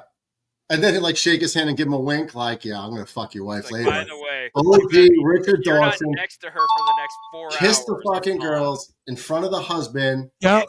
like no big deal. Yeah. And then go Dude, shake his hand, like, what's up? First Richard and Dawson, foremost, fucking man. he would kiss the women in front of their husband. He didn't care if you were black, white. Oh, yeah. like Richard Asian. Dawson had, if you didn't have a penis, lips were touching. Yeah, and not only that, but he would go up to 12-year-old girls and kiss them right on the mouth. I Right wonder on if Richard Dawson were alive today, would he kiss trannies? Oh, No, he no. I don't know. No, Richard Richard Dawson is so badass. He's not going to deal with that. You never Richard know. He Dawson- might just be like, fuck it, I'm down. I'm not afraid of shit. Richard Dawson was a walking fucking sexual assault case. And the thing I'm is, there and for the it because amazing it thing was the is that best. there has not been any biography. He has not been Harvey Weinstein posthumously. Like, Dude, how could he be? Every woman wanted to kiss him on yeah, the mouth. it was not like you never saw one be like, no, everyone was like, Yeah, give they me wanted. more. And you know what's even funnier? Like my wife and women, my wife hates like seeing it. She's so grossed out by it. I'm like, you just don't get it. It was Like- a different time. Well, and not only that, but he would go down the line, kiss every woman on the mouth, then go down the other line, kiss every woman on the mouth. Then when he went back to them, he kissed them on the mouth again. Then when they come up for the final feud, he'd kiss them on the mouth like 3 times during the final. We as a society are lucky he wasn't finger blasting anybody. Yeah. And I honestly, there are camera angles where I don't know. Dude, He might Richard, have- well, when the cameras faced him, he might have been balling them from the Yeah, back. who knows? I mean, Hey, baby, that was a great answer. Mwah. I love the fact that we all three picked that one though, because there's as soon only as one right nobody answer. picked him, I was kind of like, "Are we all going there?" Richard Dawson's the fucking standard. Oh, Yeah. dude, and he was fucking He's a fantastic, fucking Fucking standard. standard. and he's he the was fucking he was standard. fantastic in the Running Man. Yeah, he really was. Like And he was fucking great. Like, could you imagine if today a game show host kissed every woman on the mouth? no way. Oh, Like, today who's we'd those- ramp it up where you would just walk up and you'd be like, "Please touch my penis." What's your No, but name? who's the host of Family Feud now? Was it Steve Harvey? Steve Harvey. Could you imagine him kissing every woman, even if they were underage, on the mouth several times during a broadcast? And you know Richard Dawson People don't smelled like get it. cigarettes and bourbon like a motherfucker. Oh yeah, He he's must have been there drinking. was no fucking beer. Banaka in that fucking mouth cave. It and was the best is you can find compilations on YouTube oh yeah. of Richard Dawson kissing women on the mouth. No, He dude, was- I maintain Richard Dawson beats Telly Savalas for baddest motherfucker of the 70s. Real quick, I want to go through some of these. You got DB coming in with Alex Trebek, Regis Philbin. Oh, Regis. Much respect. Rest in peace. Bob Barker, Joe Rogan, Steve Harvey. Oh, Gene Rayburn. Oh, good one. That's a great one. That's a good one. Bob Barker, Bob Eubanks, Chuck Barris, That's a Alex good Trebek, Peter Tomarkin, Richard Dawson. You got Richard Dawson at 4 Mets. You're Man, out of you here. go fuck yourself. You're You're outta never here. calling into the show again. I You're think Mets is mad because he never got to kiss Richard Dawson. Mets on is- the mouth. Mets He is has to straight turn up- in his man card now. You don't Mets got is Dawson straight number up one. excommunicated from the You're a church. little light in the on fucking my show. panties. Greg Lee, Dick Clark, Keeber Azila, Alex Trebek spelt backwards. What the fuck is that retarded shit? Trebek, Barker, Hall, Dawson, Eubanks, all great, DJ. John Ratcliffe, Bob Barker, Pat Sajak, Drew Carey, Alex Trebek, Steve Harvey. I judge you for not having I have to say, John. anyone who I doesn't think- have Richard Dawson on their Yeah. list. I think judge this you. is a youth thing. I think John's still in his 20s. You know, It doesn't matter. You have to I understand the imagine- legend. Well, I you gotta imagine understand too he's that a lot of people are not like fucking total wieners like us that go and research like game shows and don't remember Richard Dawson being the guy on TV when we were homesick in like first grade. If anyone is not aware of Richard Dawson, I beg of you, Please go look him up. Just go look up Richard Dawson kissing. Like there's even a watch Family the Guy. Running Man. Go watch There's the even a Running Man. Family Guy part where Lois goes on. They go on Family Feud, and Lois just wants to make out with Richard Dawson.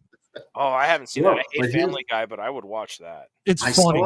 I saw something, and I don't forget what kind of show, documentary, whatever, but they were talking about that time frame, 70s, 80s, or whatever, of like Hollywood. It was just like a fuck. I think I've seen this one. I know what you're talking about. Where they're like just Richard Dawson was a like, fucking like pimp. Richard Dawson kissed everything. Everybody did cocaine. Yeah, off screen and on screen. They said off screen he was a motherfucking pimp. If you wanted to find a condom, you probably had to drive to like Canada. Like it was just crazy, dude.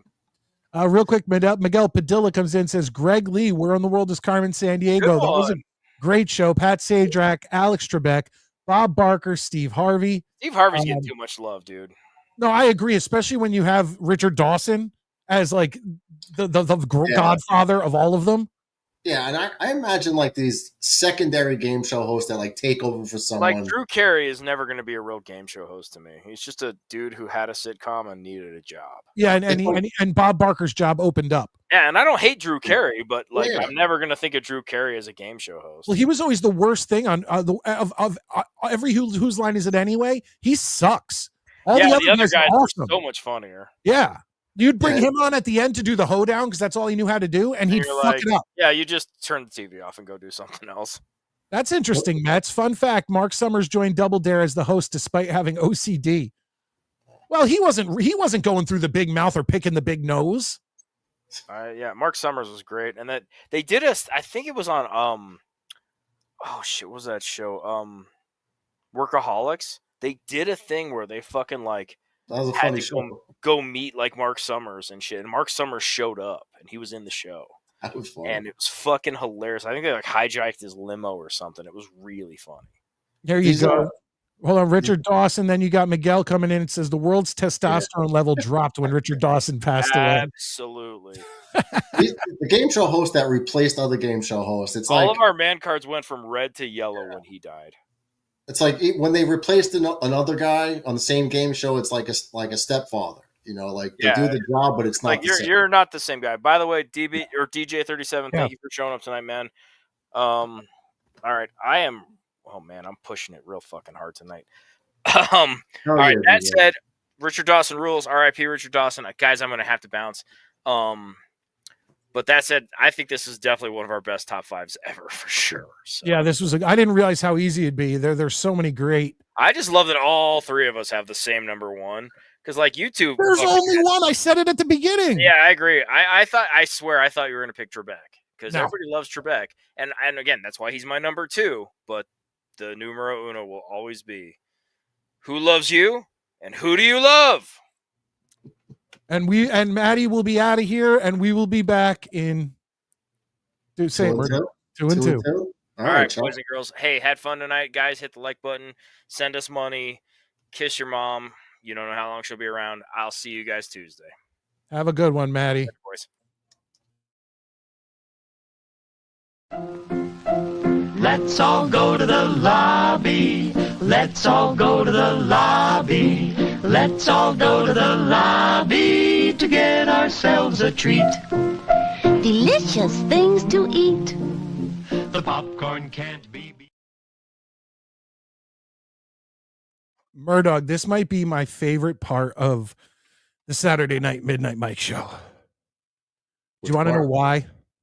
This part? Yeah, this part right here. Start getting a little tipsy after the. Well, it's that, but it's also the fact that this is the point in the show where I don't have to bring up stats about the Jets and things about the Jets that I have written down. I don't have to be a host of a game show. I don't have to come up with a top five. All my notes and stuff are now thrown to the side, and I could just shoot the shit, have a drink, hopefully get some super chats in here of people telling me to drink. And, this is where the show gets saucy. Yeah, you let your hair down. Exactly. And yes, DB, see you Tuesday, Maddie. Good to see you, Maddie. I'm glad he stuck around for that top five because that one was awesome. See, once again, that's what I'm saying. It's like we always say all right, we're going to change it up. We're going to do a new top 5. And then they come up with great shit. And it's like, okay, well, we got to go until it runs out of steam, but we got to end it before we're beating a dead horse. So it's like, it's that. Well, if you start running out of topics or like good ones, then. Well, I thought there was more than one good than one good top 5 tonight. And what I like about it, it's a good segment because it's interactive with the chat. Yeah. Well, that's why I do the trivia too, because it gets the chat involved. They get to guess. I always put up their answers as long as they're behaving and doing it the right way. My 3 shoulder tears hurt. Someone send me money. You know what, John? Send me money. Oh, you already did. Thank you. I appreciate it. Okay, here we go. We got a Jets chant. Jets. Miguel Padilla comes in, says, everyone grab your favorite drink. Cheers. Hell yeah. Woo. Let's have some fun. Actually, I do have a couple beers in the fridge now. Oh, yeah, right. I bet they're White Claws. No, they're not. They're fucking Zimas. No. Murdoch's got the Smirnoff Ice. Fucking, how dare you? I don't even like White Claws. They were just in the fridge. So that's what you came at me with on New Year's. I ran out of shit. I'm like, I have champagne and White Claws. All right, man. I didn't know we were getting sauced up. Oh, yeah. Duke of Just Do It. Hell yeah. Stuttering John. Scola. All right, let me go grab one. I'll go grab the beer and join you, you fucking drunkard. Well, you got to have fun at the end of the night. Oh, it's just me all of a sudden. But I do have someone coming in. But I really appreciate Duke of Just Do It's in here. Clearly from the Dabbleverse. I'm a proud card-carrying Dabbleverse member. Everyone knows that. If you want to go down a rabbit hole, go down the Dabbleverse rabbit hole. Okay, ladies and gentlemen. He's going to come in. He is going to explain to us his top 5 game show hosts and why he picked them. It's time to bring in, you love him. We love him. We love his rants. We need more. Ladies and gentlemen, Mets 2128.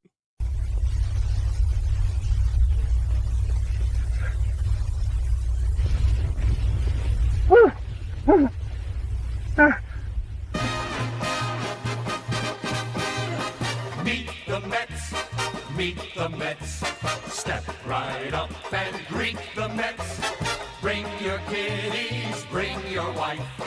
Guaranteed to have the time of your life because the Mets are really socking the ball. How you doing, Mets? Fine, Mike. Let me just, why I said it's, first off, it's pronounced Cabertzella because the joke is from Family Guy. There was a cutaway gag with Adam West pulling the old Mr. Mitzi's pit lick trick on Alex Trebek. Trick him to say anything backwards. He goes back to the 5th dimension. That later carried over to an episode of Jeopardy in 2007 where a contestant who wagered only $1 on Final Jeopardy with a question with the correct response being what is a lighthouse did the same thing, and Alex mispronounced the E even though it didn't work. So on Real Jeopardy, a contestant got Alex Trebek to say it backwards. Yeah, but he didn't pronounce it right. He pronounced it as Kebertzella, not Cabertzella. Oh, okay. Well, that's clever. Is it on YouTube? I'll check that out. Yeah, there's a clip of it on YouTube. All right. Let's bring back in Murdoch, and then I want you. Mets, are you old enough to have watched Richard Dawson? I didn't find him until like 94, or when he came back for the second stint, but I wasn't old enough to comprehend it. It wasn't until I got Game Show Network and then later years when I got away from cable and satellite buzzer, where the old G Family Feud aired more regularly, that I got more approved and attached to the guy. And then, of course, when I do put on memorable entertainment on a weeknight, when I'm watching Hogan's Heroes. Okay. Have you ever watched the compilations of Richard Dawson kissing every woman under the sun? Just about. Yeah. So there you go. You have to say Skola. No, Schlancha. This is Irish. Yeah, but it's a stuttering John thing. Oh, from what? From the Dabbleverse? Yeah, so you go Skol and you take your drink. Well, we all are part Viking, so Skol. Yeah, there you go. Mets, what was your top 5? I know I mentioned it, but what was your top 5 and your reasoning behind it? Pierre Tamarkin, Yes. Tamarkin, Sajak, and Lee and Trebek were mostly because I grew up with them mostly through my childhood. But Tamarkin was reruns on USA, Press Your Luck on USA before it got moved to Game Show in 2001. With Greg Lee, Where in the World is Carmen Sandiego was pretty much the first game show I ever watched as a kid, so self-explanatory there. And Sajak and Trebek, they were always back to back. And I'd watch a lot of that show every night, Monday through Friday at 7 o'clock and 7:30 respectively. I'm upset that I did miss what is it, Greg Lee? Uh-huh. But I wouldn't have remembered his name, but Where in the World in Carmen Sandiego was an outstanding game show. Yeah, I remember that. And for it was on PBS, wasn't it? Yes. No. Yeah. Was it? I don't know. Because it was an educational show, and for an educational show, I thought it was pretty damn good. Maybe you're right. Yeah. Because you had to know geography and all that stuff, and then they'd have the warrant, things like that. I remember the police chief, the lady. Yep. Greg, go away. Real quick, we got another super chat in the house. You get the Jets chant. Jets. He comes in and says, Mike loves Dylan Mulvaney, Bud Light.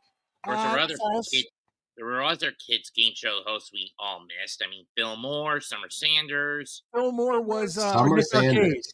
Arcade, right? Phil Moore? Yeah. Okay. And later you're on, which wasn't all that great, to be honest. Wait, and what did Summer Sanders do? Figure It Out. Oh, okay. And who did, remember Finders Keepers? I think that was late 80s. Yeah. Did that. The kids had to go through the house and like find something in a room, but the room was like huge and filled with a bunch of crap. And they had to, and then there was also, Mark Summers not only did Double Dare, but he also did What Would You Do? Yeah, I remember that. Where you go to that wall, you'd open it up and you get like sprayed with like shaving cream in your face. Yeah, but that was like only in the second season. First season was just basically either you survive or you get hit in the face with a pie or get put in the pie pod. Oh yeah, there was the pie. Yeah, the pie chair. Then they had the pie coaster and the pie wash. Yep. Real quick, hold on. I just want to address what John Ratcliffe wrote. I was always a Budweiser drinker, not Bud Light, Budweiser. But with the whole Dylan Mulvaney crap, I just stopped. Now when I moved to Philly, I was a Yuengling guy. But Budweiser was always my go-to beer. But after that whole shit went down, I went back to Yuengling. And yeah, if I get a beer now, it's probably just gonna be a Yuengling or a Guinness. Like that's the time my in-law will usually go for a Yuengling or a Sam Adams. My brother-in-law would. I went on a Sam Adams kick for a while. See, Sam Adams always put a bad taste in my mouth because it's a Boston beer, and everything Boston I'm against. You got to separate the beer from the sports. My brother-in-law doesn't really mind it because he's a Detroit guy. The only thing out of Boston that I enjoy is the New Kids on the Block. So there you go. Of course you will. Mets, what do you think? Alan Lazard, got his contract restructured. I have a bad feeling about this. You think he's going to stay with the Jets? Maybe. Well, I care about the salary cap ramifications. I don't know if he's going to be have an impact on the field, but the fact that it's only 1.75, I gotta love that aspect of it more than. Well, there is dead cap money coming next year, I believe but it's not as high as it was going to be. Now it's like $4 million. So we are still going to get hit with $4 million dead cap off of him. It's still a win. Yeah. Oh, I agree with that. 100%. Mets, anything else? I got a few more people in the green room, and you have to send me, Mets. You have to send me the link. Oh, I sent you 4 of them. Where? On your Twitter, in the messages on Twitter. Terrific. As soon as I get off of here, I'm watching it. All right. All right. Have a good night, Mets. Night. All right. Are you ready for this, Murdog? We have someone who we love coming on this show, and he is back. I know. I guess he's usually always working, so we always have to. What? Who? Mr. Ricky NY. How you doing, Ricky? What up, Rick? How's it going, Mike? Oh, it's going great. I've I have been working, a lot like normal, but honestly, I've been kind of a little bit depressed lately and haven't really been doing a lot of shows. I was still doing Jake's show for a little while because somehow I made it into his tournament of top callers, which I didn't really expect to. And they did like the whole basketball bracket type thing, and I made it all the way to the Elite Eight, and narrowly missed the Final Four in that, which was a real shock. Thank you. Who ended up knocking you out? Gary, the conspiracy theorist guy. Oh yeah, I know Gary. So, which Gary's a great caller too, but at first I really didn't care, and everybody I went against was somebody that I liked, which made it kind of tougher for me because I couldn't really go at anybody. Yeah. But yeah, I had an accident at work. I guess it's been about a week and a half ago, and almost completely severed the end of one finger off. Oh, and, shit. Yeah, and it's not healing like I had hoped, and so I've been really bummed out about that. And on top of it, my asshole boss told me that they've hired an assistant for him and the other night supervisor, which would technically be my job title, but I'm not fired yet. So I think they're thinking they're going to keep me around to train my replacement. So that's not, just like not a lot good going on right now. So wait a minute.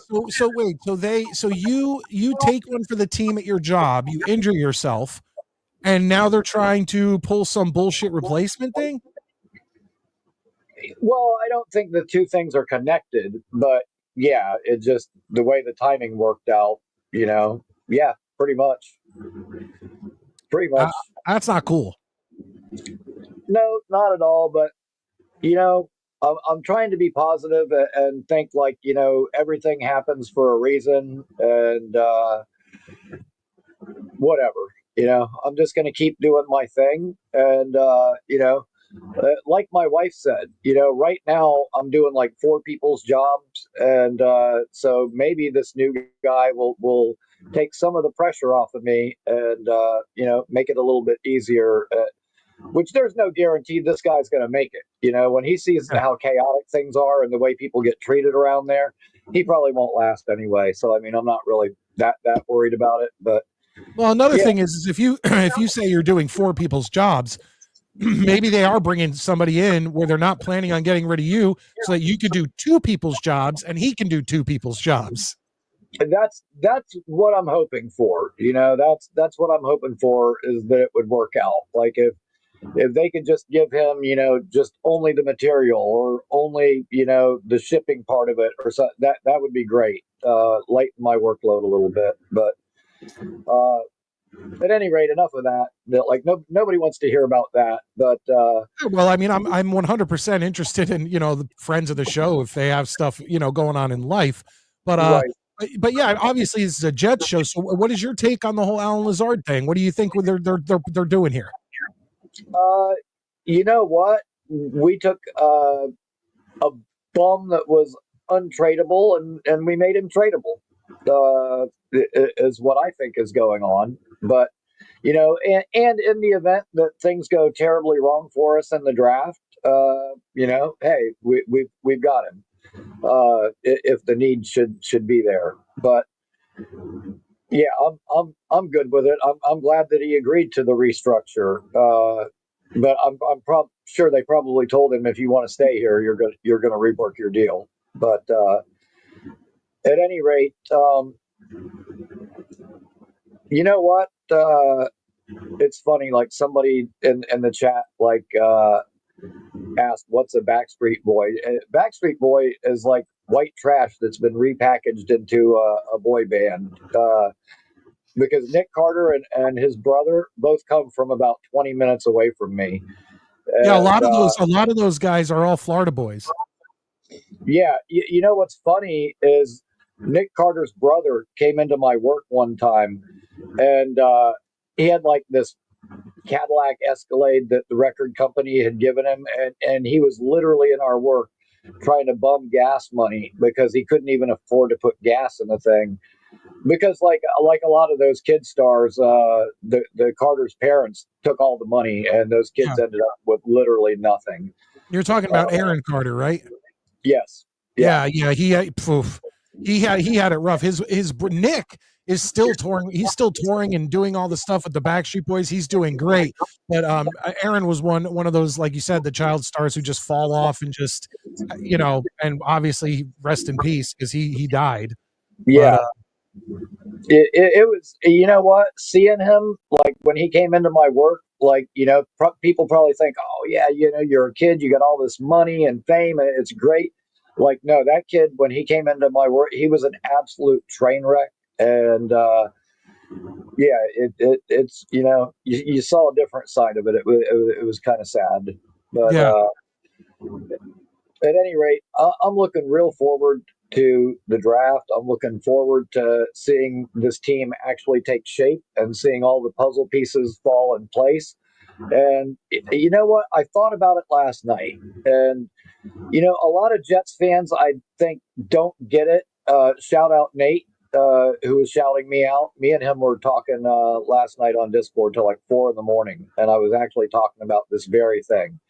Like, people say, like, when Aaron Glenn talks about the Jets, like, we're built for that. Like, Aaron Glenn is thinking about like the 1998 Jets. That's what the Jets are to him. That's what the Jets are to me. But that mentality that the team had back then, Curtis Martin, Aaron Glenn, like, all those guys would tell you, I'm not the biggest, the strongest, the fastest, but I will outwork anybody. And that mentality that those guys had back then is what Aaron Glenn is going to bring to this team. And I think that's what's been missing all these, past decade or so. And I'm really excited for it, man. Like, I'm really stoked. I was an Aaron Glenn guy right from the beginning. And, I miss that. Like, I miss like 98 through like 2003, 2004. Remember, like, we were in the playoffs every year. Every Sunday, I was convinced we were going to win. There was no doubt in my mind. And I miss that feeling. Like, to me, that's what being a Jets fan is about. Not all this same old Jets gloom and doom bullshit that people do, but like actually believing in your team, having confidence that you can take on anybody. And I miss that shit, and I cannot wait for this to come together and for us to get back to the winning ways. Yeah, well, the thing is that you're right. A lot of people have this gloom and doom thing, and I don't blame them, because as a fan of 40 plus years, there's so little good in that. But like you said, in that Bill Parcells era, in that Rex Ryan era, and there was some of those years at the Sack Exchange back in the 80s where you actually felt pride in the Jets. You thought, like you said, every week you're like, we can win this week. And it comes so few and far between. I think, and God, I hope Aaron Glenn could be the one to do it. But I think we are due for let's say 4, 5, 6 years of feeling that way again. I don't think so. I think that his mentality and the way he approaches things, I think he's going to get the best out of our players. And I mean, I'm not predicting Super Bowl or anything like that right yet. But I think we're going to at least be a competitive team. And, some of the idiot mistakes, the constant penalties, I think we're going to see a lot of that go away. And just have some accountability on this team for the first time in a long time. And that's the other thing is back during that Parcells area, and even like the Herm Edwards era, when Herm was the coach, we were like one of the least penalized teams in the league. Not the most. So, yeah, I'm looking forward to a lot of this. Looking forward to the draft. After your show, I'm probably going to sit down and start working again. I'm actually making a video right now of my favorite 6 draft prospects, not like my favorite, of all, like overall players, but just specifically for the Jets, like team fits for the Jets, considering our needs. And, I've been trying to get this done for like 2 weeks, but once I injured my hand, it kind of went onto the back burner for a couple of days. But I'm actually going to sit down and get that done and finish cranking that out tonight. Well, let me ask you this. A lot of people, including myself, we were looking for the trade down in the draft, but it seems that every team in the draft is looking for the trade down. And when every team's looking for a trade down, there's no trading down. So let's say we stay at number 7. Who are you looking for? Who would you like the most at number 7, assuming that they're there at number 7? You know what? For quite a while, I was like, on the Tyler Warren train. However, the more I've been thinking about it, and the more, I think about how Glenn talked about speed and how speed can change the game, I would not be shocked if the Jets were to go ahead and take Matthew Golden at 7. And I could totally see it. I know there's going to be some people that flip out about that, but I could totally see that happening. And we could use like a speed receiver, somebody that could take the top off. But that guy's also a really good route runner, quick in and out of his breaks, great release package. He's a very good player. I think he could be like a younger Stephon Diggs, like a Minnesota Miracle type Stephon Diggs type player. So that would not hurt my feelings at all. At the end of the day, I just want an impact player that can help us win games, whether it be Tyler Warren, whether it be Matthew Golden, whether it be whoever. I just want somebody to help us win. Well, let me ask my draft guy, because he covers the draft more than I do. Murdog, what do you think of that at number 7? I mean, Golden at 7 is probably too high. I'm not a draft expert, but I do love the draft. You're my draft expert because okay. I'm so down low on college football. I do spend a lot of time. You guys know I like to do the mock draft, but but Ricky said if we're sticking at 7, Golden's not a bad player to have. At 7, I wouldn't take him that high. But when you made the comment about everyone wants to trade back, then you can't trade back. But every year, people reach on players and good players fall. So that creates a need that guys weren't expected to be there are now there. Now the trade calls can come in. You know what I mean? But I have no problem with Matthew Golden, the player. At 7, though, I don't think I could do that. I'm really just hoping we trade back once, if not twice. What about at 9? Would you take him at 9? If the board is going to go as predicted as possible, and we're at 9, like a trade with the Saints. That looks like a very real possibility all of a sudden. Well, because then you're taking him over Tet, right? You're taking him over Tet McMillan then? Yes, I absolutely would. Okay, so I'm going to try. If I'm going to go receiver, I'm going to go with who helps Justin Fields the most. I might be higher on Golden than Tet myself. I just don't know if they're going to go receiver there. But we do have such a hole there, don't we? Do you guys really think that a receiver will help Justin Fields? Because it seems like they're going to be going mainly running, and they're only going to need a few guys catching the ball. We know Brees can catch the ball out of the backfield. We know Garrett can catch the ball. Lazard can catch the ball. He can also drop a bunch. But regardless, we do have those are 3 guys who are going to be there to catch the ball, and we still don't know what to expect from Malachi Corley. Right. We don't know yet.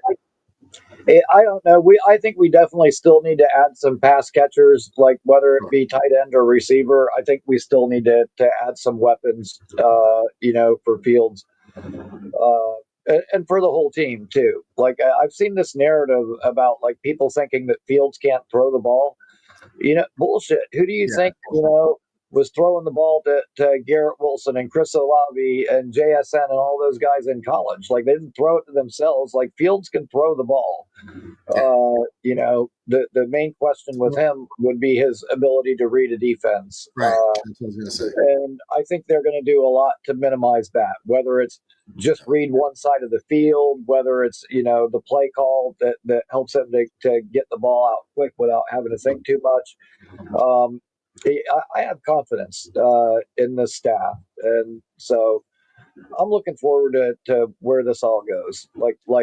And the other thing is, like, everybody is saying that they're underwhelmed by the free agents we've signed. We signed a run-stuffing defensive tackle who's been in the league for 6 years, been to 4 Super Bowls and won 3 of them. Like, that freed up Chris Jones to make plays for years. Like, that's the exact kind of guy that we were asking for. We got a ball-hawking free safety, which I said it before. Is he the next Ed Reed, like the best safety ever? No. But you know what? Cisco was probably on his way to being like the next Kevin Byard, like a very good safety, that got derailed by, some injuries and just Jacksonville having a shitty team last year all around. But I'm higher on our free agents than most people, and it's just a matter of, like, if we tank in this draft, things could be very bad. But if we hit the right picks in this draft, things could be very, very good. So I'm really just anxious to see the picks and to see all the pieces fall into place. Did you guys happen to see that? I know it was for a charity and whatever. It was for like Catch for a Cure or something like that. But it was Malachi Corley against DJ Reed. And it was like a week ago. It was a couple days ago. And Malachi Corley was burning DJ Reed all over the field. Now, once again, take it with a grain of salt. It was for charity. Obviously, if every catch you make, you donate $100. I don't know. But my point being is, DJ Reed looked like he couldn't even cover Malachi Corley. Now I figure, once again, it's for charity, but you'd at least still want to make it look good. And Malachi Corley was just like juking him out of his socks. So who knows what Malachi Corley could bring. Right. And I like it, dude. DJ Reed is a fiery player. He was a great leader. I love DJ Reed, the mentality that he plays with. But it seems like during that Colts game, he got exposed by Alex Pierce last year. And then it was Alex Pierce. It was Tank Dell. It was every 4-3 receiver the other team would line up against him, and he just could not run with those speed guys. And we saw that kind of down the stretch. And there's a lot of people that are like, oh, we should have just kept DJ Reed. DJ Reed did not want to be here. Like, he wanted out. He was tired of this. And that's the thing about a free agent. They're free. They don't have to come back. And if he didn't want to be here, then I'm actually okay moving on from him. But that's the difference between him and Sherwood. Sherwood wanted to be here. He wanted to be part of the turnaround. And you know what? I'm a big believer in, if guys want to be here, I want them to be here. But if they don't, then fine. And nothing bad to say about DJ Reed. I wish him the best of luck. But if he doesn't want to be here, then so be it. I like DJ Reed, as a player. But once again, to your point, if he doesn't want to be here, you got to get him out, because then you're just going to have some toxic shit in the locker room of somebody bitching and complaining, and that ain't helping nobody. And he quit on the team, so fuck him, honestly. Exactly. Now, I don't necessarily quit on the team like LAZARD did the year before, but the chest injury. You could tell, and there was a lot of those guys. I don't want to single him out, because there were a lot of guys that did that last year. Like halfway through the year, they knew the year was over and they just kind of phoned it in, which sucks, and I get it. It would be tough, I guess, to keep fighting when there's nothing to really fight for. But at the same time, dude, you guys are getting paid millions of dollars to play a game. Like nobody wants to see you take a day off. You know what? That's so true. Give me half. You know what? For $3 million a year, I'll go out there every week and suck. I'll get burned by everybody, but you know what? I'll go out there and give it my all for that paycheck. Sign me up right now. Ricky, since we started draft season, like I don't know, 10 weeks ago, I've been saying everywhere that our biggest deficiency is run defense. I'm not sold on Nadi being an impact player. I understand like he was a highly drafted guy, he played with the Chiefs, but I'm not really enthralled with him being the answer at defensive tackle. My priority is walk away with a premium defensive tackle. There's about 5 or 6 I'd be okay with. In the second round, I'm targeting Jaden Higgins, 6'4", Iowa State, great route runner, great hands, and I want impact players. You know what I mean? Because I don't think. Huh? I do like Higgins too, but if it was me drafting, I would probably take Golden in the first, and then I would take Tyleik Williams in the second. Right. If I didn't go defensive tackle, well, Tyleik Williams' run grade is off the charts. Good. He's not a sack guy, but he's the run stuffer from Ohio State. I agree with that. If we don't go D tackle in round 1, I'm looking at Tyleik in round 2 as well.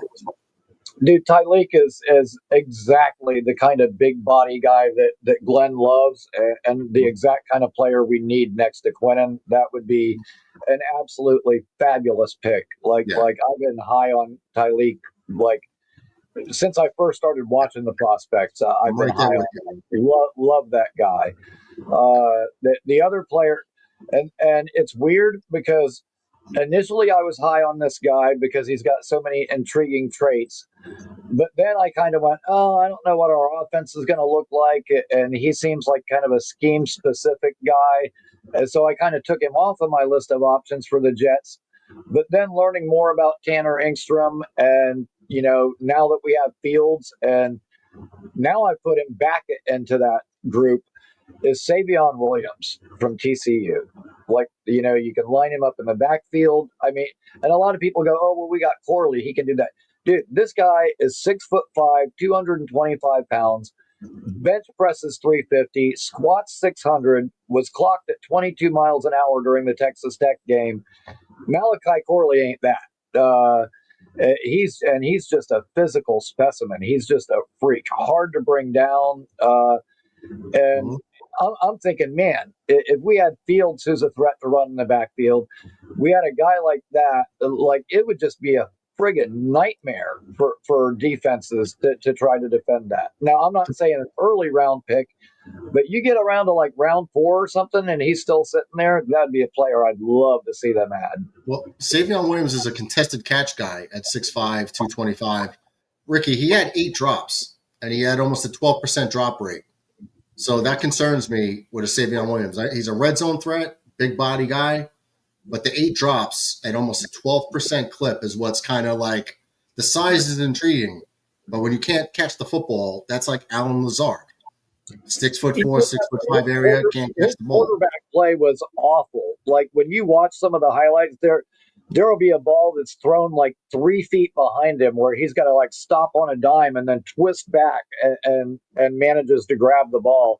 Like his quarterback play was fucking atrocious. So do they hold that against them? Like an errant throw that he makes a play on, do they hold it against them when it comes to like the drops?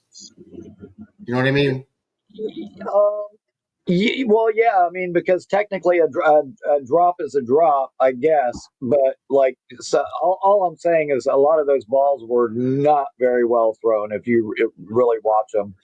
And, and credit to Jack Vetch. That guy seemed to catch everything that was thrown his way, but yeah, their quarterback play could have been a lot better.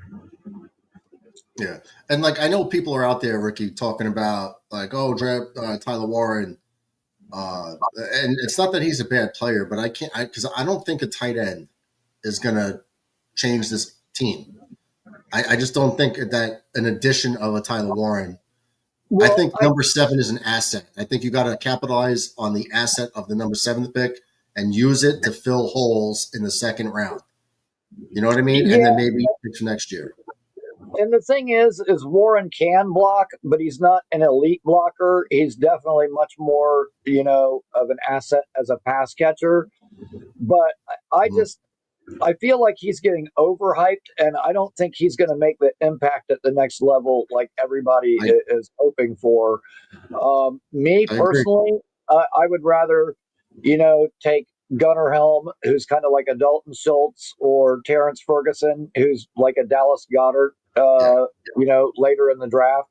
Or if we pick up an extra pick, maybe double dip and get both of those guys. Because I'll tell you what, I would take like a Dalton Schultz or a Dallas Goedert type as a tight end right now compared to what we have. So everybody knows that watches my mocks is that I find a way to draft Harold Fannin Jr. out of Bowling Green every time. I'm thinking third, fourth round if he drops that far. That dude, if you just look at that guy's numbers, he ran like a 4.71, so he's not a blazing guy, but the dude just catches the ball and makes people miss. But he had those numbers against crap competition, and if you also watch his tape, like they put him in motion and shit all the time to get him open, and I want a guy that can get open off the line without all that. Like I don't need a guy that He had a great game against Penn State. They're talking about the competition, but he destroyed Penn State, and that team was in the Final Four of the college playoffs. So when you could do that, that mitigated the argument for me about he played at Bowling Green. Like he did it against one of the best 4 teams in the country. I mean, highlight reel shit. Yeah. So. You know what I mean? We need tight end help, and if we don't have to go at 7 with a tight end, I'm totally on board with a Ferguson, a Helm, but I love Fannin. I just don't want to waste number 7 on a Tyler Warren. We have bigger needs. I'll agree with that. I don't either. And like right now, I gotta say, like Gunnar Helm is probably my favorite tight end in this draft, which is weird because I'm high on Golden too, and they both happen to be Texas guys. That's okay. Which I'm also high on Makuba too, which is another Texas guy, which is weird. Like that's not a team I normally follow or anything, but there's some good prospects. But yeah, right now, like Gunnar Helm would probably be my favorite fit for. But Gunnar Helm is strictly receiving, Ricky. Gunnar Helm is not going to help you. He's 6'5", but he's not going to help you in the run game. Just throwing that out there. His run block rate is like in the fucking gutter, like 43%. Now wait, real quick, hold on. I missed this a little earlier, and I just want to make sure I get it in there. We get a Jets chant here with another super chat. Jets. John Radcliffe, pessimist, channel member, comes in with $2. Says winning won't start until Woody effing dies. I thought it was name it. Namath is the curse. Namath is the curse. But Woody's the owner, so we need to get rid of one of them at least. Ricky, what do you think about Aronde Gadsden, like 6th, 7th round, 6'5" tight end out of Syracuse, son of Aronde Gadsden Sr.? That would be okay. Like, oh God, you know what? I guess that kind of somewhat ties into my Dolphins bias, where I'm also not high on Taylor either. Because I hated both of their fathers. Fucking hate the Dolphins. Well, even double on Basin Taylor, right? Because his uncle is Zach Thomas. Oh God, yeah. You didn't know that. That's making it worse. At any rate, honestly, if I was going to take a tight end in the 6th or 7th round, I would probably end up taking Jackson Hawes from Georgia Tech. That's strictly blocking. You want to talk about a run blocking tight end? There's our inline tight end to help with the run game right there. 100% with you. Jackson Hawes, 6'6", monster of a kid. Completely, you're not throwing him a pass. Unless it was like the Jumbo Elliott touchdown in the Monday Night Miracle where no one's expecting him to get thrown the ball. That's Jackson Hawes. Yeah, right. If you want a blocking tight end, you go Jackson Hawes out of Georgia Tech. Yeah, dude, there's some really intriguing prospects in this draft, like J.J. Pegues, former tight end that's a defensive tackle, but they lined him up in the backfield. He scored 5 touchdowns out of the Wildcat. some crazy ass players like that end up on this team. Like that would be my dream draft, would be get our big defensive tackle, get our kick-ass wide receiver in the beginning of the draft, but then later in the draft add like a Savion Williams, JJ Pegues, and just be an absolute nightmare for people to try to defend. Anything that we can do to help make that offense better, and to help Fields, and to take the pressure off of him, and to put pressure on opposing defenses, I'm all for it. There's a kid out of Tennessee, 6'5", runs a 4.3, named Dante Thornton. Oh, okay. I thought you were going to say Brew McCoy. Brew McCoy, no. Brew McCoy, your parents might be rednecks. No. No, Dante Thornton, I don't think was a big part of the offense. He doesn't have the stats like the production, maybe not throwing the ball, but late in the draft, I mean late, like 6th or 7th round, 6'5", runs a 4.3 40. I'm taking a flyer just to see, because we don't have a guy that can stretch the field in a wide receiver room. Well, there's like him, like, you could maybe get like a Ty Felton in Maryland. Something. Another guy who's very interesting is the kid Tesla from Isaac Tesla, Western Kentucky. Yeah. Possibly the only Tesla in the country that's worth investing in right now. That they won't burn. But yeah, man, there's a lot of good prospects in this draft. I'm sorry, Arkansas. Yeah, Arkansas. He's another big kid that's got some wheels on him for that size. So, yeah, there's a lot of really intriguing prospects in this draft, like even later on. Like, that's the thing, is after doing all these mocks, like, which I've done so many mocks now, I can't even see straight. But the thing is like, Murdog. I can get starters rounds 1 through 4 and role players in the 5th in every mock, regardless of how the board falls. So if I can do it, I would imagine that 2 guys with scouting backgrounds that are running this show could do it. So I'm very confident going into this thing. All right. Well, listen, Murdog, it's getting late here on the Midnight Mike Show. I got to get going soon, but I appreciate the draft talk. I learned stuff. I hope everybody in the comments and everybody watching appreciated that. But Ricky, thank you for calling in. And once again, please don't be a stranger. Like, I love having you on. Obviously, if you're working, there's nothing you can do about it, but feel free to call in anytime and give us your thoughts and all that stuff, especially since the draft is coming up soon and we're getting closer and closer to obviously training camp. Ricky, you know why you made it to the Elite 8 of that tournament? Because there's 2 sets of groups that call in to like Jake's show, right? You got the comic calls, and then you got the highly intelligent football talk like you. Yeah. And there's a few of them that listen to that show, and everyone loves you because you bring a lot of intelligence, you bring great takes, insight, and that's why it's easy to love Ricky New York. Yeah, legitimate football talk. There's a few people over there that call into those shows that know what they're talking about, and you are absolutely one of them. Well, thank you, man. I definitely appreciate that, guys. And I do a lot of research. I watch a lot of film. I do my homework, and I'm all for everybody having their own opinion. But if you're going to have an opinion, do the homework and have an informed opinion. What I say. Thanks for having me on.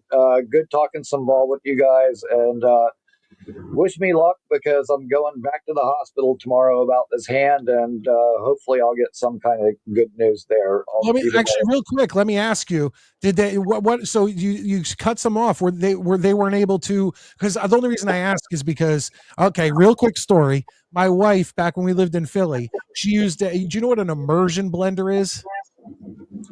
I think so. It's like a handheld blender, and it's just as powerful as a regular blender, but you can use it and stick it in cups to like mix up shit and whatever. And my wife one day was sitting there washing it in the sink, and it was plugged in. And I'm like, you realize that if you ever hit that button, it'll chop your fucking finger in half. And she laughed and unplugged it and whatever. The next night, she was doing it again, and I hear, and she screams. I go into the kitchen. The top of her finger is gone. There's finger splattered across the kitchen cabinets. I had to go to the hospital with her. Excuse me. And they were able to kind of put her finger back together. But this was like 10 years ago.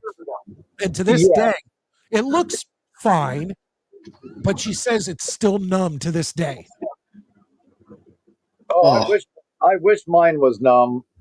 Trust me. But yeah, like when it first happened, like I just kind of wrapped a wad of paper towels around it, taped it on it, and kept working for another 6 hours. But then, like when I went home, when I went to unbandage it, when I took the bandage off, I pulled the bandage off, and there was like this string. At first, I thought, like, did I get hair in it? I got long hair, or maybe it's just a stringy part of the gauze coming off. But then I noticed the mist all over the wall and the counter. It was actually a stream of blood. It was like it was pressurized, shooting all the way across the room, which it didn't happen when I first did it, but it happened when I tried to unbandage it. But they told me, like, the guy's telling me, like, hopefully it will stitch it back on. Hopefully it'll regain blood flow, which it's still pretty white, and it looks like there is not blood flow, and as well as it looks white down the side of my finger too, and like. So it hasn't really regained blood flow. He gave me like a referral to a plastic surgeon, which I'm like, dude, it's my finger. It's not my face. I could give a shit, I got a nasty scar on my finger. It's my finger. But yeah, it's just, it didn't get infected or anything like that, but it's not healing well, and it's taking a lot longer to heal than I had hoped. And, honestly, I mean, and dude, I batter myself and bloody myself at work. I'm constantly getting cut, burned, whatever. And usually it doesn't faze me, but for some reason, this shit grosses me out when I look at it. So hopefully I'll go in there tomorrow and get some good news. Like maybe they'll tell me like, yeah, it might look alarming, but you're actually healing properly, or like something. I'm looking for some sort of silver lining tomorrow. So wish me luck with that. But thanks again for having me on, guys. All the best, Ricky. We're hoping everything turns out okay. Rick, real quick, somebody wrote in the chat, though, if they let you go right after the injury, I think it might have been Nate or DB, that, you can call Bogan months and months, and if that doesn't work, I'm only like an hour away from you. Just call me up. I'll go take care of something. Yeah, don't tempt me. I believe me, I felt like going full Negan on my boss a bunch of times, but not worth it. At any rate, man, I appreciate it, and thanks again for having me. And you guys have a great night. Thank you, Ricky. Have a good one. All right, Murdog, I got to go. My voice is for some reason decided to fail me here at the end. I am glad you're drinking a real beer. That's good. No White Claw tonight. That's good. I brought a couple out of the fridge. Yeah, no, that's a good Guinness. Nice. I tried to explain to you it wasn't my White Claws, but you don't want to. Oh no, I know you're a big fan of White Claw and Zima and Smirnoff Ice and Mike's Hard Lemonade. That's cool. Says it's coming from the guy that knows the Backstreet Boys' entire tour dates. I don't know their tour dates. I can tell you every member of the band. Who has the JTT poster on his wall? My sister. Yeah, and by sister he means, we know what he means. I mean my sister. I have 4 of them. So listen, after the show, I don't know if you guys know this, but after the show, there's still like a backstage area, and I can go hang out there. Mike cuts the show off when he thinks he stops recording. I see him putting on his lipstick, and he's looking at the camera, and he's like, "I'd fuck me." Yeah, no, it's more like it's like Steve Buscemi and Billy Madison. That's your late night Jets host, Midnight Mike, right there in a nutshell. That's true. I'm not going to argue that one. But anyway, Murdog, thank you for being on the show. You can find Murdog at _Jetstream on YouTube. Lately, he's pulled back on the mocks, and he's been doing some Yankees content. So if you're a baseball fan, just like on this show, where we want anyone from any team to come in, shoot the shit, and have fun, talk shit back and forth. I'm sure Murdoch feels the same way about his show, whether you're a Yankee fan or a fan of another team. Go into his stream. He does the games, and fuck with him. If you're a fan of another team, fuck with him. If you're a fan of the Yankees, enjoy the game with him, right? Yeah, I get the fans from I've been getting fans from the other teams coming in watching the streams. I've been getting a lot of traffic. It's been pretty cool because it's just like a wider net. So it's been working out with working with on Twitter, and it's been pretty good lately. So can't argue, man. Awesome. Well, have a good night, Murdoch, and I will see you Tuesday, but I'm sure I'll talk to you before that. Oh yeah, brother. All right, have a good one. Chat. Peace. All right, ladies and gentlemen, another Midnight Mike show in the books here on the Long Island Sound. I appreciate all you guys being here, but it is time. My voice is failing me, which isn't a normal thing on this show, but as you could see towards the end there with Ricky, I couldn't even talk. I wanted to ask him about his finger and everything, but my this tickle in the back of my throat was killing me, and it's still there. Yeah, I don't know. We'll see. All right. I am Midnight Mike, your late night New York Jets host. And again, on Tuesday night, 9:30 Eastern Standard Time, we will be back on the Midnight Mike show to do another New York Jets all-time draft where me, Maddie, and Murdoch go 4 rounds and draft the Jets all-time. This week, we do everyone on the defense that's not the defensive line. So linebackers, cornerbacks, safeties, all that. And then we move on, I believe, to special teams. And then after that, probably coaches. And then we have some fun going past that. But the draft's coming up, all that stuff. Guys, thank you so much. I thank you to everybody who super chatted and all that stuff tonight. Stack gifted a channel membership. I really do appreciate that, guys. The support for the show means so much. I am Midnight Mike, and I can't wait to see you next time.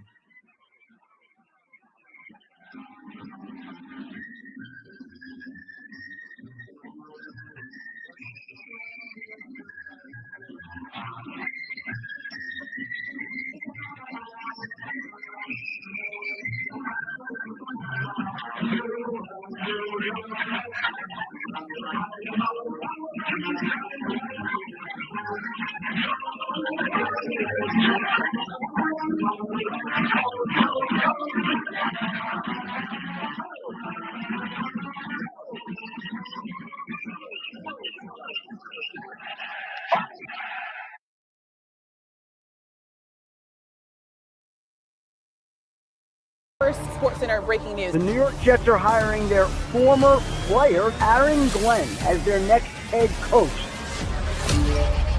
Turn the music on! Aaron Glenn. 12th pick in this first round, select Aaron Glenn, defensive back, Texas A&M. Every time you put your feet on the ground that morning, you felt like you was winning that game. At some point, man, we got to draw a line in the sand. Say enough is enough. Compete, man, compete! Compete! And Aaron Glenn has a little attitude about him that I think is made for being in New York. He has an attitude that I think he's going to be honest with you. He's going to hold you accountable every single second. Winning. Time to get that feeling back. Y'all dig what I'm saying?